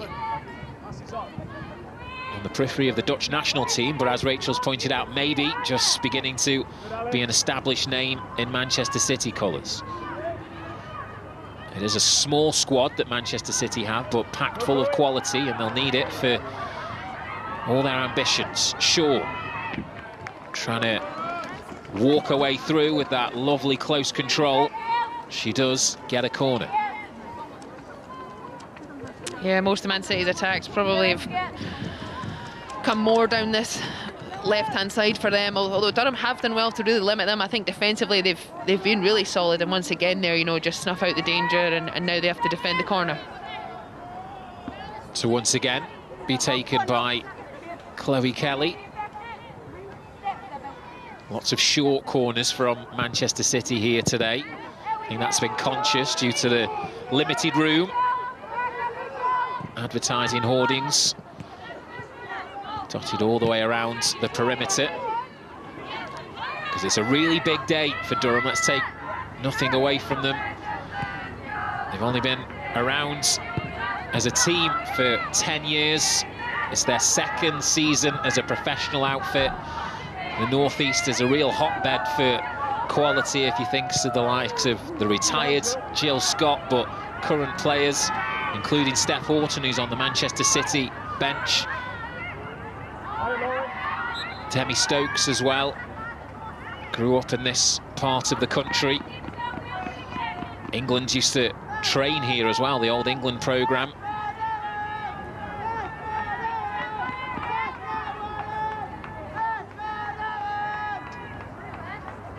As we get a shot there, the centre of your screen is Claire Ditchburn, the Durham head coach. Gave birth back in September, so missed a few games due to paternity leave.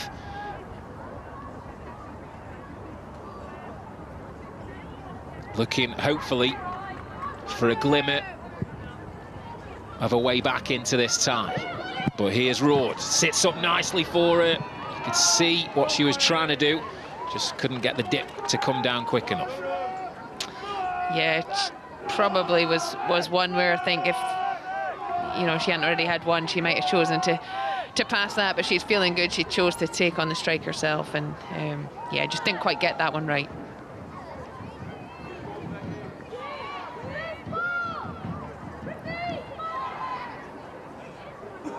McAloon with the goal kick, going long. Bradley wins the header in front of Shaw. Sent down the field, a tough one for Greenwood, but she watched it the whole way. Bradley just shoves Alexandri to the floor, offers up her apologies. The American's got 6 yellow cards already this season, so I think I referenced at the start, she doesn't like getting stuck in. A player after your own heart, Rachel? That's no slight on the way you play the game, by the way, just for context. I do remember when we played them, I think she actually marked me on set pieces, and yeah, she definitely was tricky to get away from. But yeah, in a game like this, you know, you need your midfielders get in amongst it and break play up, and that's just one of the jobs. And you know, she probably hasn't seen the ball too much today, because most of what she's been asked to do is shift across and cover and cover, and I'm not surprised she got close enough there. She just a little nudge, nothing too harmful. Broad trying to hold a run, and the ball is played to Hemp, who's acting on this right-hand side in the second half. And that's a dangerous ball back from Durham, and Shaw, for the second time this afternoon, given her impeccable high standards, the Jamaican should have at least one goal to her name. Yeah, that's a really good chance for her, and maybe give a little bit of credit there. I think it's Sarah Robson who just does enough to put her off a little bit. She should still score, absolutely, but doesn't quite catch it and sends it well over the bar. But a little bit careless there from Bradley. You know, possibly felt under pressure, and you know, a dangerous looking ball in her own area, and it falls to Shaw, and yeah, let off that she can't make it through. First change of the afternoon made by the home side. One academy product replacing another. Amy Andrews makes way, and it's Poppy Pritchard, England's youth international. Has 2 goals to her name in what is her first season in the professional game. Durham would absolutely love it if she can come up with a third, the teenager, here today. Yeah, and I remember again from playing her not too long ago, she's got very good pace, and possibly that will be something that they can look to exploit if they do get the chance. Sure, couldn't get the ball out of her feet. Bradley, perhaps a little hurried there. Alexandri. Greenwood waits for Ward to drop deep.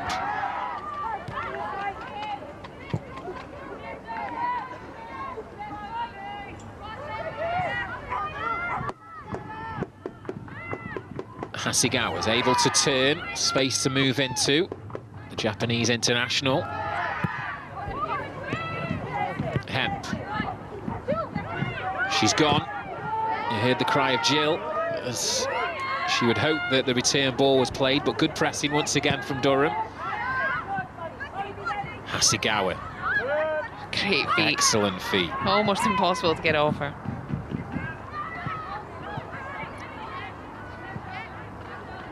Manchester City happy to recycle the ball, keep possession. They've dominated possession. That's what we would expect.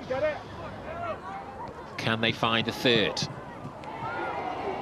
Briggs clears the stadium. Once again, we get to hear Gareth Taylor.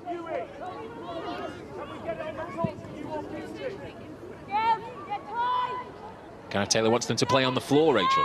Yeah, he does. And I can understand that.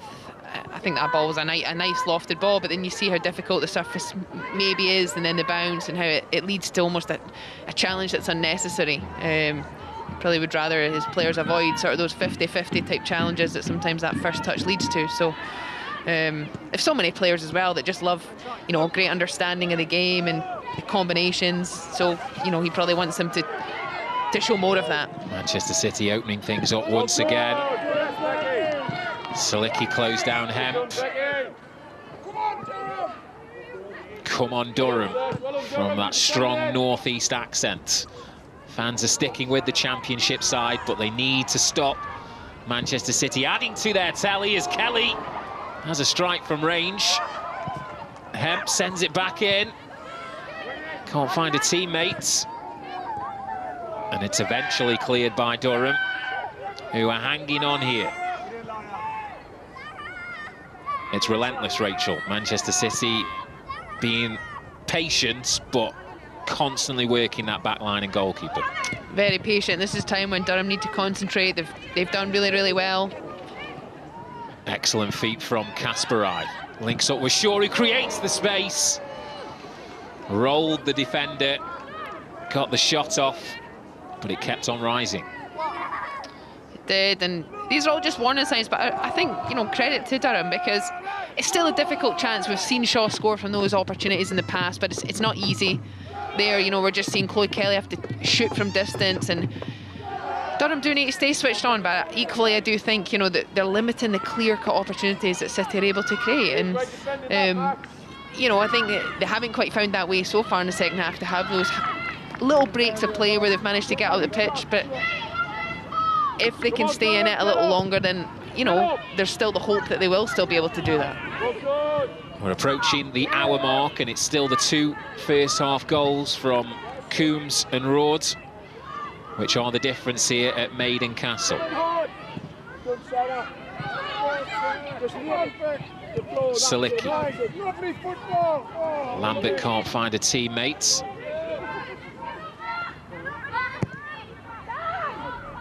Space for Greenwood.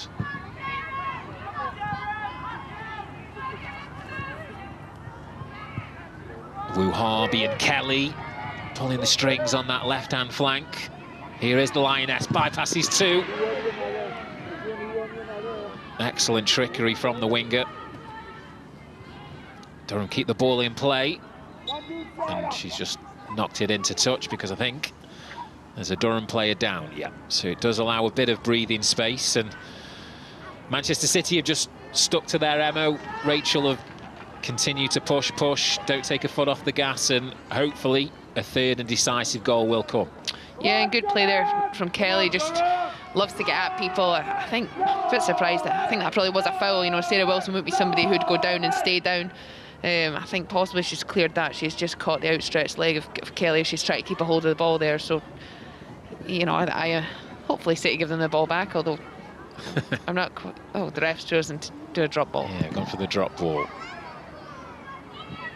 which Durham have worked well. Noonan. Alexandri steps in front of the 2 blue shirts, plays in Rhodes, and she's got Hemp as an outlet.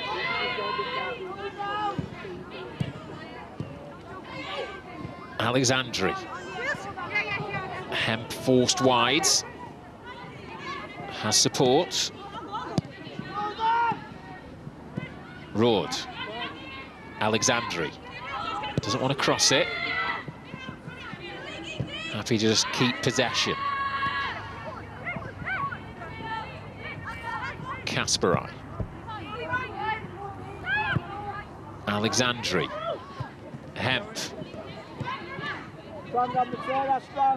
Rhodes sends in a lovely cross, well defended, and it was Hemp with the acrobatic attempt from the edge of the box. As much as we can credit and wax lyrical about Manchester City's quality going forward, Rachel, as you'll know, some stern defending from Durham. Some really good defending, but I possibly, and this is something that City do a lot, you know, they change the wingers and, you know, flank to flank, but I possibly would go back to having Kelly and Hemp on their stronger foot down the outsides. I think, you know, Hemp in that situation will always want to come onto her left foot, and I think there's moments there where if they're a little more direct, the pace and problems I think that would ultimately cause, I think, might just be a little more effective the more that the game possibly opens up and they can get into the wide areas. Alexandri, heart in the mouth stuff there from Manchester City, but this is what it's about, breaking lines, gaining an extra player in attack, and they've dealt with that situation really well. Bradley with the foul on Shaw. Well, no FA Cup upset as it stands with what you're watching right now, but please head over to the BBC Sport website and app, because at half-time, check this scoreline out: Chelsea 0, West Ham 1. We were guaranteed probably at least one upset today, Rachel, and I don't think many would have seen that. Emma Hayes' side trailing at the break to a struggling West Ham team. Yeah, but you know, West Ham have made some shrewd additions in probably the last couple of weeks over this period, and I think any WSL tie is probably something, when it comes to the cup competitions, you can't quite look at the, you know, your league form.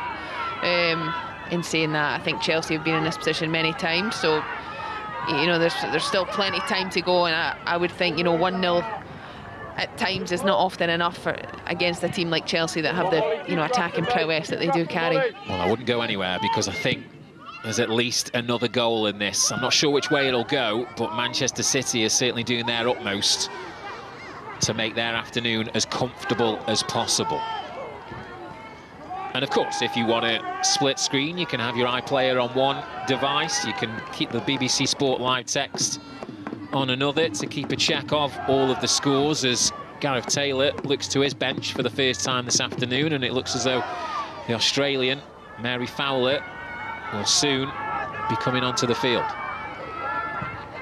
Yeah, and it looks like Jess Parks is the other one who looks almost ready. She's not quite got her sweatshirt off, but the bottoms have come off, and that's normally a sign you're not taking them off when it's as cold as it is at the moment, unless you have an inclination that you might also be coming on. So the two of them are changes again that we've seen Gareth Taylor use a lot this season. And two players that, you know, Durham will probably have their hands full if they do both come onto the pitch. Yeah, healthy competition in the Manchester City ranks, players coming on to prove a point and force their way into the manager's thinking. Can Durham hang on? Like I say, it's really vital that they get this next goal. A lot to be proud of, Durham WFC. They're not relying on a men's team in terms of their public profile, and they've acquitted themselves well here against top-class elite opposition. And it does look as though Manchester City will use this moment in time with less than 25 minutes to go to make that double change. So, as Rachel pointed out, it is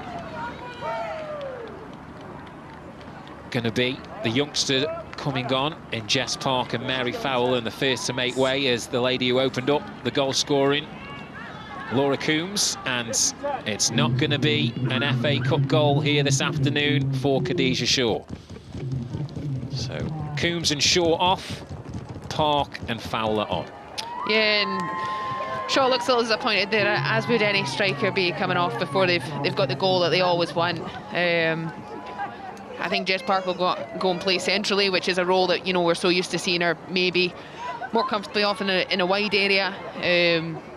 But she's getting the chance to play through the middle, and Fowler, another player with relatively good experience for somebody her age, who'll come on and just likely like for Laura Coombs. Laura Coombs bringing her season goal tally up to 4. And Mary Fowler's first impact on the game is to give away a free kick to Durham, bringing down Poppy Pritchard.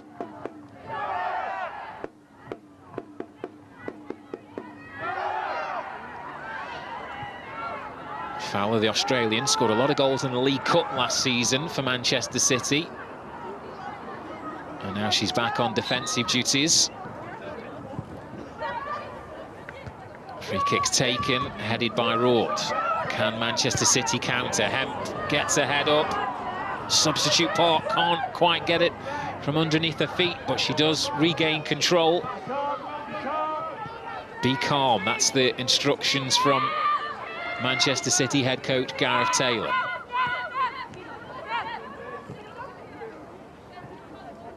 Kelly. Bradley stuck to a task there. Did really well. Brings Durham up the field. Pritchard runs into Alexandri, and the decision doesn't go Durham's way, right in front of the Manchester City bench there. You overhit a slide challenge and you're going straight into somebody on that sideline, Rachel.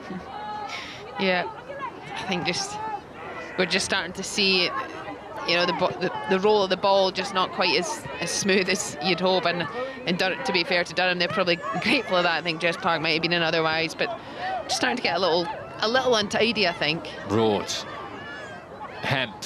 Lovely dink. And it's finished off sublimely by Jill Roord. Her second of the afternoon. So much to admire about the build-up. A lovely assist from Lauren Hemp. And for the third time this afternoon, Nisha McAloon concedes. Durham 0, Manchester City 3. Yeah, and this time the bounce of the ball just having the opposite effect. You just see it almost dies in the surface, and the goalkeeper has no chance really. She does what she can, but when she realises she's not getting there first, as it makes up Jill Roord's mind, she's always going to go over the top of her, and it's a lovely little ball, that little dink. Such a talented player, Lauren Hemp, just showing her quality, and Jill gets her second of the game. And for Rord as well, close proximity to get just enough on it to go over the goalkeeper and still dip down as well. That was just two really nice bits of play from Manchester City.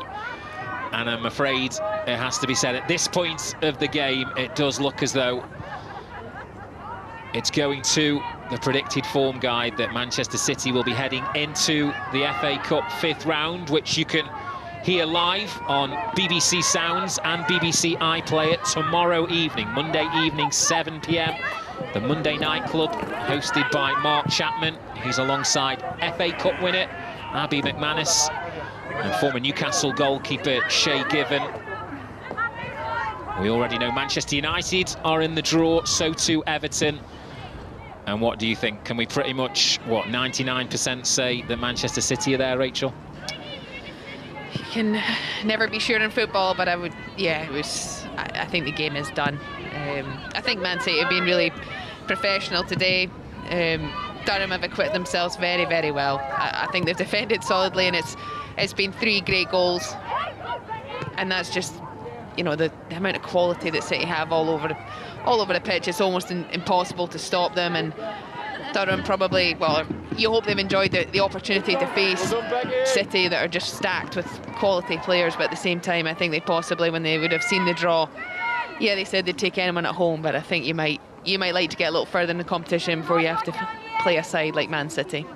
And we don't want to go too woe is me too early, but in terms of from a Durham perspective, what do you learn when you play against superior opposition that you can translate maybe back into the league form? Let's just hold that thought while we watch the corner, which again Manchester City take short. Here's Kelly.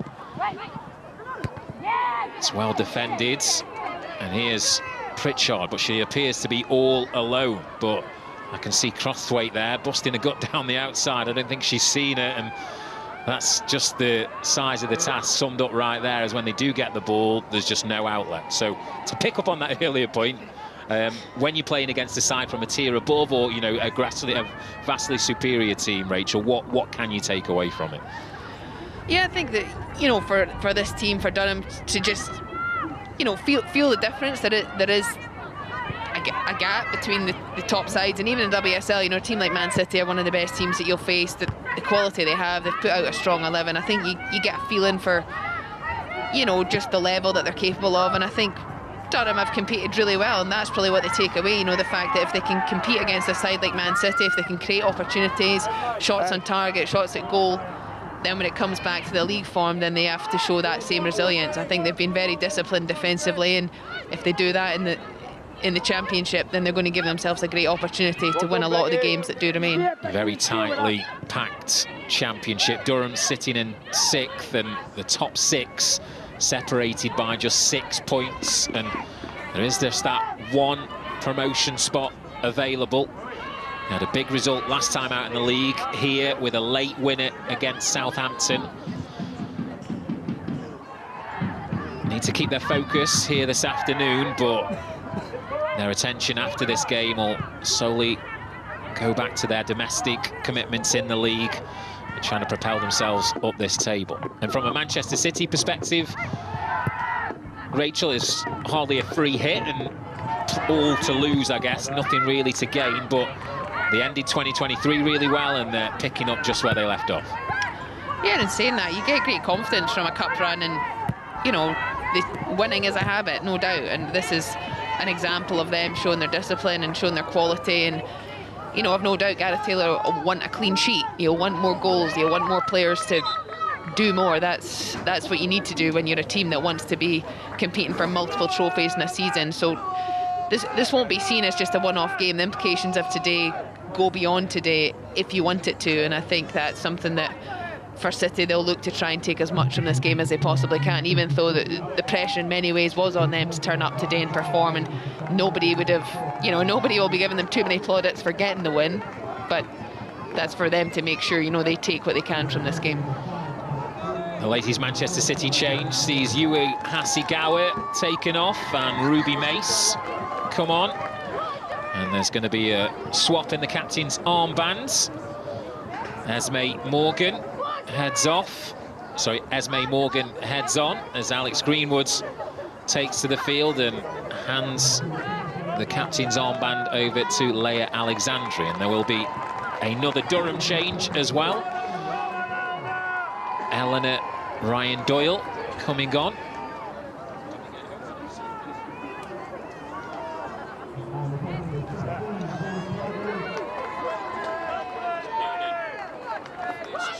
Noonan, the first change to make way, and Dee Bradley is the second replacement. And coming on for Durham is Ella Wilson.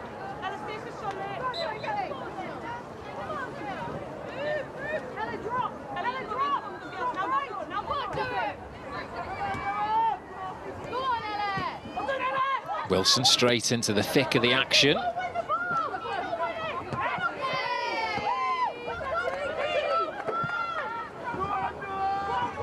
Confirmation of those changes on the bottom left of your screen, but no doubt about the star attraction so far. Jill Rhodes on the verge of her first Manchester City hat-trick, a goal in either half. The first came from Laura Coombs, who's already made way.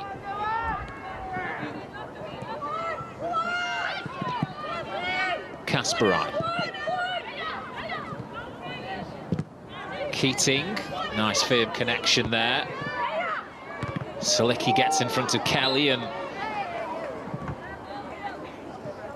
catches Ruby Mace flush in the face. Thankfully, she can smile about it. We've all been there and done that. No one likes a ball flush in the face. No, it's a sore one, and yeah, good to see her laugh it off. And will we see one of their own? Durham born and bred Steph Horton limbering up. Looks as though she does appear set for some minutes. She has been reduced to a substitutes role this season for Manchester City, but professional till the very end, and she will no doubt be relishing the chance to see some minutes here in her home city. With the score currently 3-0, will it be greater by the time we see Horton? Fowler deflected! Surely it is tapped home from close range. Manchester City don't, I think, have a fall. It is offside, the decision. The muted celebrations, of course, maybe were a big indicator of that, but no VAR to worry about or delay any proceedings. We're straight back underway.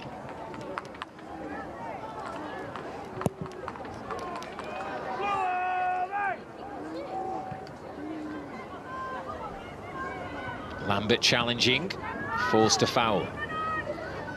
Roard just toe poked it round the corner. Alexandri. Mace, loose touch from her. Pritchard, oh, miscue from Morgan. Both substitutes for Manchester City there, struggling to get to grips with the surface maybe. And the shot eventually trickles wide from Ryan Doyle. Yeah, and that possibly is the danger of, you know, making these changes, which you can understand City have done at 3-0, but it's not always the most comfortable position to come into the game at, because you do probably still need that 5-10 minutes to feel your way into it, which you of course don't get in the 75th minute, but it comes to nothing, as both will be relieved, no doubt. Fowler. Kelly, defenders backing off. She does put a foot through it, and it's spilled by the goalkeeper. Oh! How is that not four from Jess Park? Wow. Yeah, it's an open goal, and when you see her coming in the back, she's electric. She's so fast. The keeper does well initially, full stretch, and you just expect that to go into the back of the net, and she somehow managed to put it all the way across the face. And she'll be hoping that won't be her last opportunity, and I'm pretty certain she won't want to see that back either. And as we tick towards just over 10 minutes of normal time remaining, Steph Horton returns to her home city. She's gone on to have obviously stellar success at Arsenal and principally Manchester City, a 3-time winner of this competition, and she's on for the back end of the game with her side comfortably 3 goals to the good. Yeah, and I think most people that are football fans will enjoy seeing that. I think Steph's someone who's been a fantastic professional and someone who's brought a lot to the women's game and been a massive part of how it's evolved over at least the last decade. And this being her hometown, I'm sure she's enjoying the opportunity to play in front of him. So some family and friends, no doubt. Yeah, definitely. I know she did mention in the build-up about lots of people had been asking her for tickets, and she had to tell them that it has been a long-time sellout, this fixture. But no doubt, friends and family watching at home in the northeast. Park. And still Manchester City with these fresh changes, looking for more. Kelly, cross is deflected. McAloon's able to gather comfortably. Does mean obviously a rejig in the Manchester City back line, so it's Horton and Morgan who will play centre half, and Alexandru's been pushed out to right back. Yeah, she's more than comfortable there too. Well, just a great footballer, and that allows her to be a little more versatile, I think. Reads the game very well, very good. Composed, she won't mind being at right back and maybe having a little more freedom to step forward at times. Well, there is a maximum of 9 WSL teams who can make their way into the 5th round. Manchester City on course for that here. I think that's safe to say. And Kelly rattles the inside netting. She wants a corner. Yeah, and I don't think it was. I think that's just the classic striker thing to do, isn't it? You don't quite get the target. You try. If you don't appeal, you don't get. Yeah, I always appeal. I don't take that many shots. But yes, it was wide, and you know, she just fancies a goal herself, I think, at this point. Nisha McAloon's been awfully busy, and she's shone under this intense spotlight, the Irish goalkeeper. She's made some key saves against truly world-class strikers in front of her in the forms of Shaw, Rhodes, Hemp and Kelly. She has, and I think the whole back four for Durham, all of them have stuck to the task well. You know, the whole team, it takes everyone's responsibility and positioning to make sure you do a job. But I feel especially, you know, the full-backs have been superb too, to handle the likes of Hemp and Kelly, who've had to switch sides because they've possibly not had as much joy as they want. And I feel it's been a very positive display. Pritchard's done really well here. She's laid it off, and it's deflected from Lambert and goes behind for a Durham corner.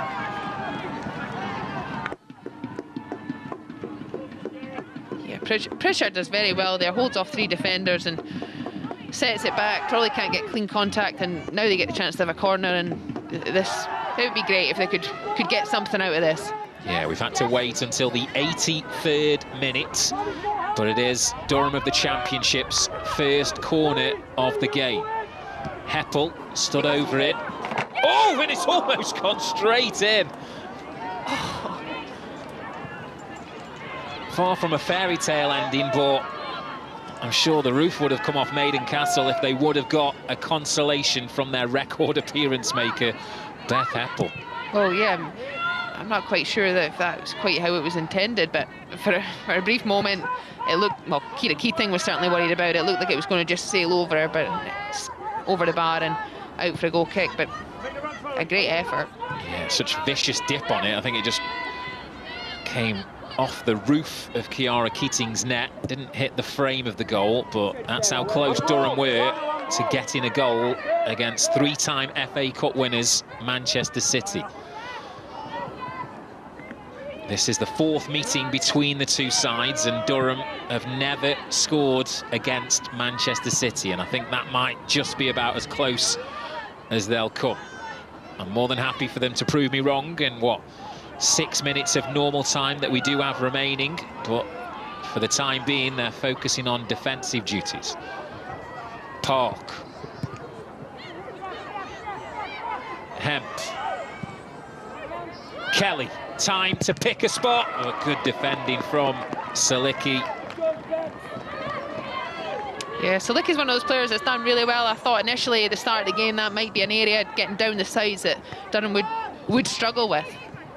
But they've defended both sides, Briggs on the other side too. I think both have had great games, made it really, really difficult. At times they've been overloaded, protected the inside really well, stopped deliveries into the box. I think it's two players who certainly for me have performed to a really high standard today and should be very pleased with their efforts.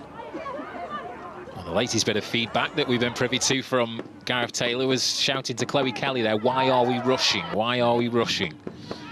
He clearly wants more, the Manchester City head coach. He received a 12-month contract extension last summer, and I'm sure there are strong arguments that he probably needs to deliver a trophy given the expectations at Manchester City.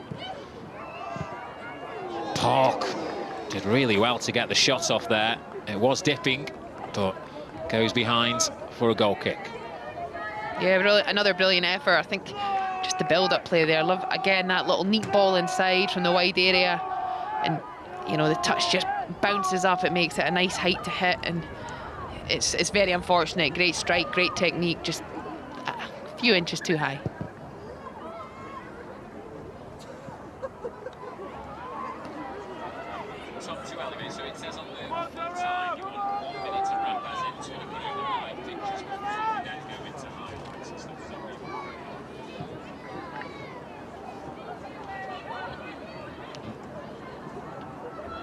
No doubt Durham have gained some new fans here this afternoon. That's what it's all about, growing the game, bringing the eyes of the home nation certainly to this fixture, and pictures which are being beamed worldwide. Roard.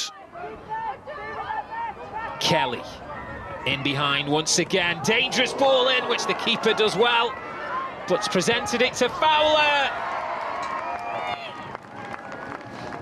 who does get her goal, the substitute, the Australian off the bench to add further damage to the scoreline. Durham 0, Manchester City 4. Yeah, and that just comes about the transition. You know, Durham trying to get forward as the ball breaks. It's difficult for them to get back, and you see the numbers City have. Fowler does well, coming in at the back post, and Gareth Taylor asked them to be patient and not rush, and you know, she's very, very calm. Most players would look to swing a leg at that sooner than she does. She waits until she's set and then just passes that into the bottom corner. And a nice finish, and one that I think whenever you come on as a substitute to know you can impact the game with a goal is always a good feeling. And she's subdued because it's 4-0 and the game's done, but I'm sure she's very pleased and a lot happier than that celebration suggested. Yeah, Mary Fowler with her first Manchester City goal since last April. Great start to her 2024. It's a great start for Manchester City, and they continue to press high and look for errors in the Durham back line. But their rich scoring form continues. 26 goals in their last 8 appearances. Not that they need to send any warnings out there, Rachel, but it's a clear sign that winter break, Manchester City, definitely strictly about business. Yeah, they are. We actually played a friendly against them last weekend. Do we call them friendlies? I still do. You were there. I still do. It wasn't overly friendly. What's the bruises saying on your legs? Was it how much of a friendly was it? But I think just, you know, they're a team that they take everything seriously. I think they understand as much as we spoke about Gareth Taylor understanding it. I think the players do too. A lot of these players have been at the club now, you know, 2, 3, 4+ seasons, and they understand that they're at a club that's expected to win trophies, and that probably they feel they haven't won enough over the last few seasons. So, you know, it's on them as well as the management to make sure that this year they try and deliver that. And so far they've had a positive start to the season. They have the chance to still be in 3 competitions at this point, and you know, that's, I think when you look at the squad and the quality that they have, that's something that, you know, you would expect would be their ambition. No European football to deal with this season. Manchester City getting back in the Champions League is no doubt high on their priority. Second in the WSL, behind leaders Chelsea, and maybe there is a bit of a shift in the narrative due to that sad, unfortunate news about Sam Kerr's ACL injury. It looks as though Emma Hayes' team, as it stands, are heading out to the FA Cup as well. It's going to be a big, big game when these two meet. Those two, sorry, meet once again later this season. But in terms of the here and now, Manchester City, firm focus on the FA Cup and confirming their place in the 5th round in some style. Roord. More space once again for Kelly, who opts to cross rather than shoot. We're in the 90th minute, so a few seconds plus added time before we do confirm that Everton, Manchester United and Manchester City are the first 3 teams into the hat for tomorrow's FA Cup 5th round draw. Kelly went with a left foot this time. She'll probably have at least another opportunity to add to the scoreline, because there will be a minimum of 4 added minutes. Yeah, just opts this time to cut in, you know, not something she does 2 option, but Saliki's done well down the outside, so she's chosen to chance her luck going the other way. And yeah, in the end, it's probably not her best strike, but you know, I think it's warranted a shot, and fair play, she took it. McAloon's goal kick. But once again, Manchester City back in possession.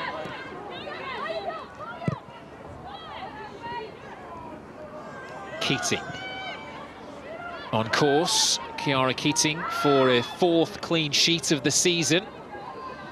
It's perhaps one of the criticisms you maybe have of Gareth Taylor's side, as shutting out teams. They haven't done that too often this season, but they certainly have no problems finding the back of the net, and they could look to boost their goal-scoring tally here late on. But that's overhit. McAloon gathers.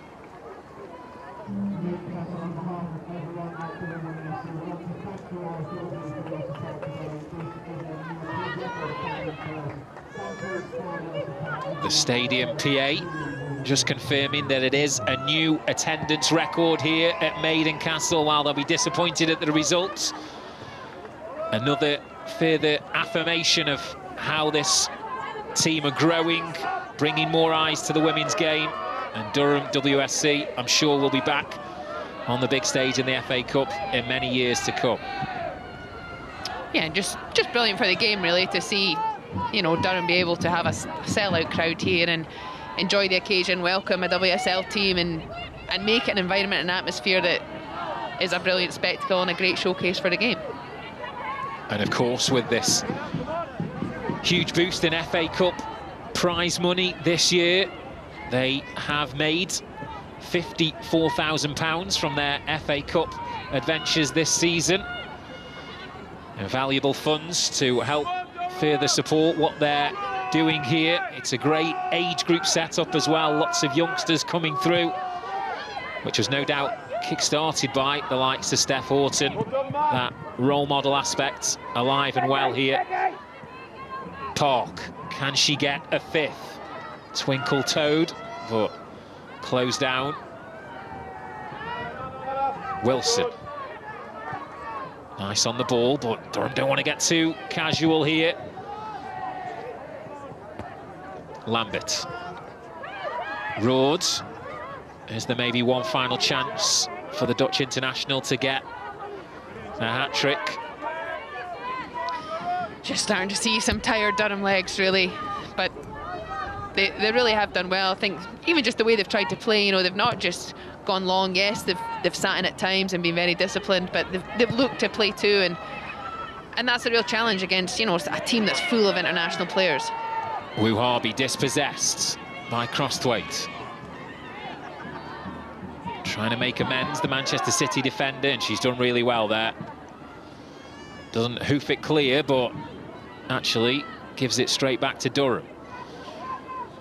Less than 15 seconds of the minimum, 4 to be added on. Is there one last counter here from Manchester City? Understandably, just take the foot off the gas. No real need to burst forwards. They want to keep a clean sheet. Morgan, Fowler, and that is complete. No giant killing this time around from Durham WFC, but Manchester City Made to work hard, but their class prevailed. Laura Coombs it was who opened the scoring with City's first in the 7th minute, and then back-to-back goals from Jill Rhodes. The first, an absolute stunner into the postage stamp before she dinked it over Nisha McAloon in the second half. And coming off the bench to confirm the final scoreline, Mary Fowler getting her first goal of the season. Full-time, Durham 0, Manchester City 4. I've been alongside the Scotland international captain Rachel Coursey. How good were Manchester City today? I think you would have to describe them as professionals today. You know, to get that goal in the 7th minute really settled them. A lot of people probably expected that coming to Durham was not probably the nicest draw, and one that was a potential banana skin, but from the start you could tell by the lineup, and the goals they scored were real quality, and this kind of set off. This even came before the goal. Great feet from Jill Rhodes, works the shot, hits the crossbar, very unlucky, but it was a sign of what was to follow pretty shortly soon. You know, the attacking presence they have, and this one here we just see quality out wide, beautiful delivery, and so early on Laura Coombs just side foot volleys that, great technique as we said, and that was really, it set the tone for City to get the goal so early. They would have enjoyed that. They would have felt a little bit of discomfort going into this, knowing that how difficult it could have been, and instead, you know, that really did calm the nerves. Manchester City did really stretch the pitch, and Coombs should have had two. She should have. You know, she's clinical from this area, and you got to credit the keeper. She gets up quickly to make the double save, and then it's cleared off the line again by the defenders. Nisha McAloon with a very busy afternoon, but Durham did have chances. It did, and this was one of their better ones. And you know, we spoke about, I think Noonan had a good game, Crosswaite had a good game. That was her effort there that was well saved, comfortably saved in the end, but it was an effort that reflected the good work that Durham did, you know, most of today. But again, you know, this goal that probably killed off the tie a little bit coming just before half-time is magnificent finish from Jill Rhodes. She's superb quality, great finisher, and you know, from inside the box she sends that into the top corner. You don't save those, and that 2-0 advantage, it becomes difficult when you're playing a side like City who can dominate so much. So 2-0 at the break, and there was no let-off from Gareth Taylor's side. And what about this for a combo? Yeah, a beautiful little combination between Jill Rhodes and Lauren Hemp, just the 1-2, beautiful ball in behind, and you know, a cute finish over the goalkeeper. So Jill Rhodes, second of the afternoon. She's up to 7 goals for the season. If there was any doubt midway into the second half, we pretty much knew this was done and dusted, but still further defending for Durham. There was, and again, Chloe Kelly, who was busy all game, didn't, you know, Saliki handled her really well, but she gets a shot off there, and it's a good save. Jess Parker absolutely should score that. And once again, you know, I think this is the 4th goal. It's Kelly again who puts the ball in. Good touch. But it's Mary Fowler who follows up, and calmly slots it in. And you can see there, I think everyone knows that that's the game certainly done at this point. But it's a good finish, and it's what City do. They make it difficult by making you defend so often, and eventually they get opportunities like this where they can just pass it in. Yeah, Manchester City able to do damage by bringing fresh legs and quality off the bench, which results in the final scoreline of Durham 0, Manchester City 4. Possession always in and around that 75 to 80%. Look at the attempts on goal as well. But Durham did make this very competitive afternoon for the WSL Giants and 3 times winners of the competition.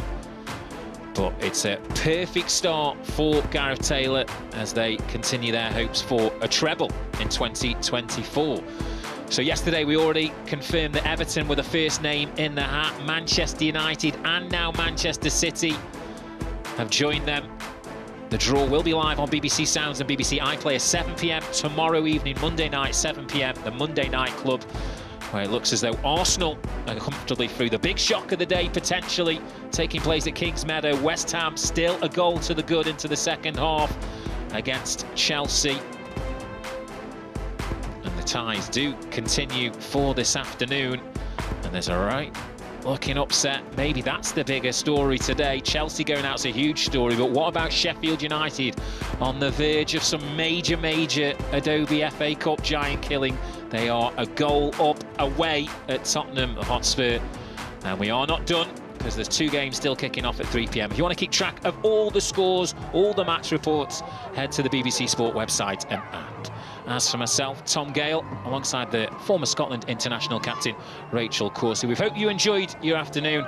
Enjoy yourself, and we'll see you again soon.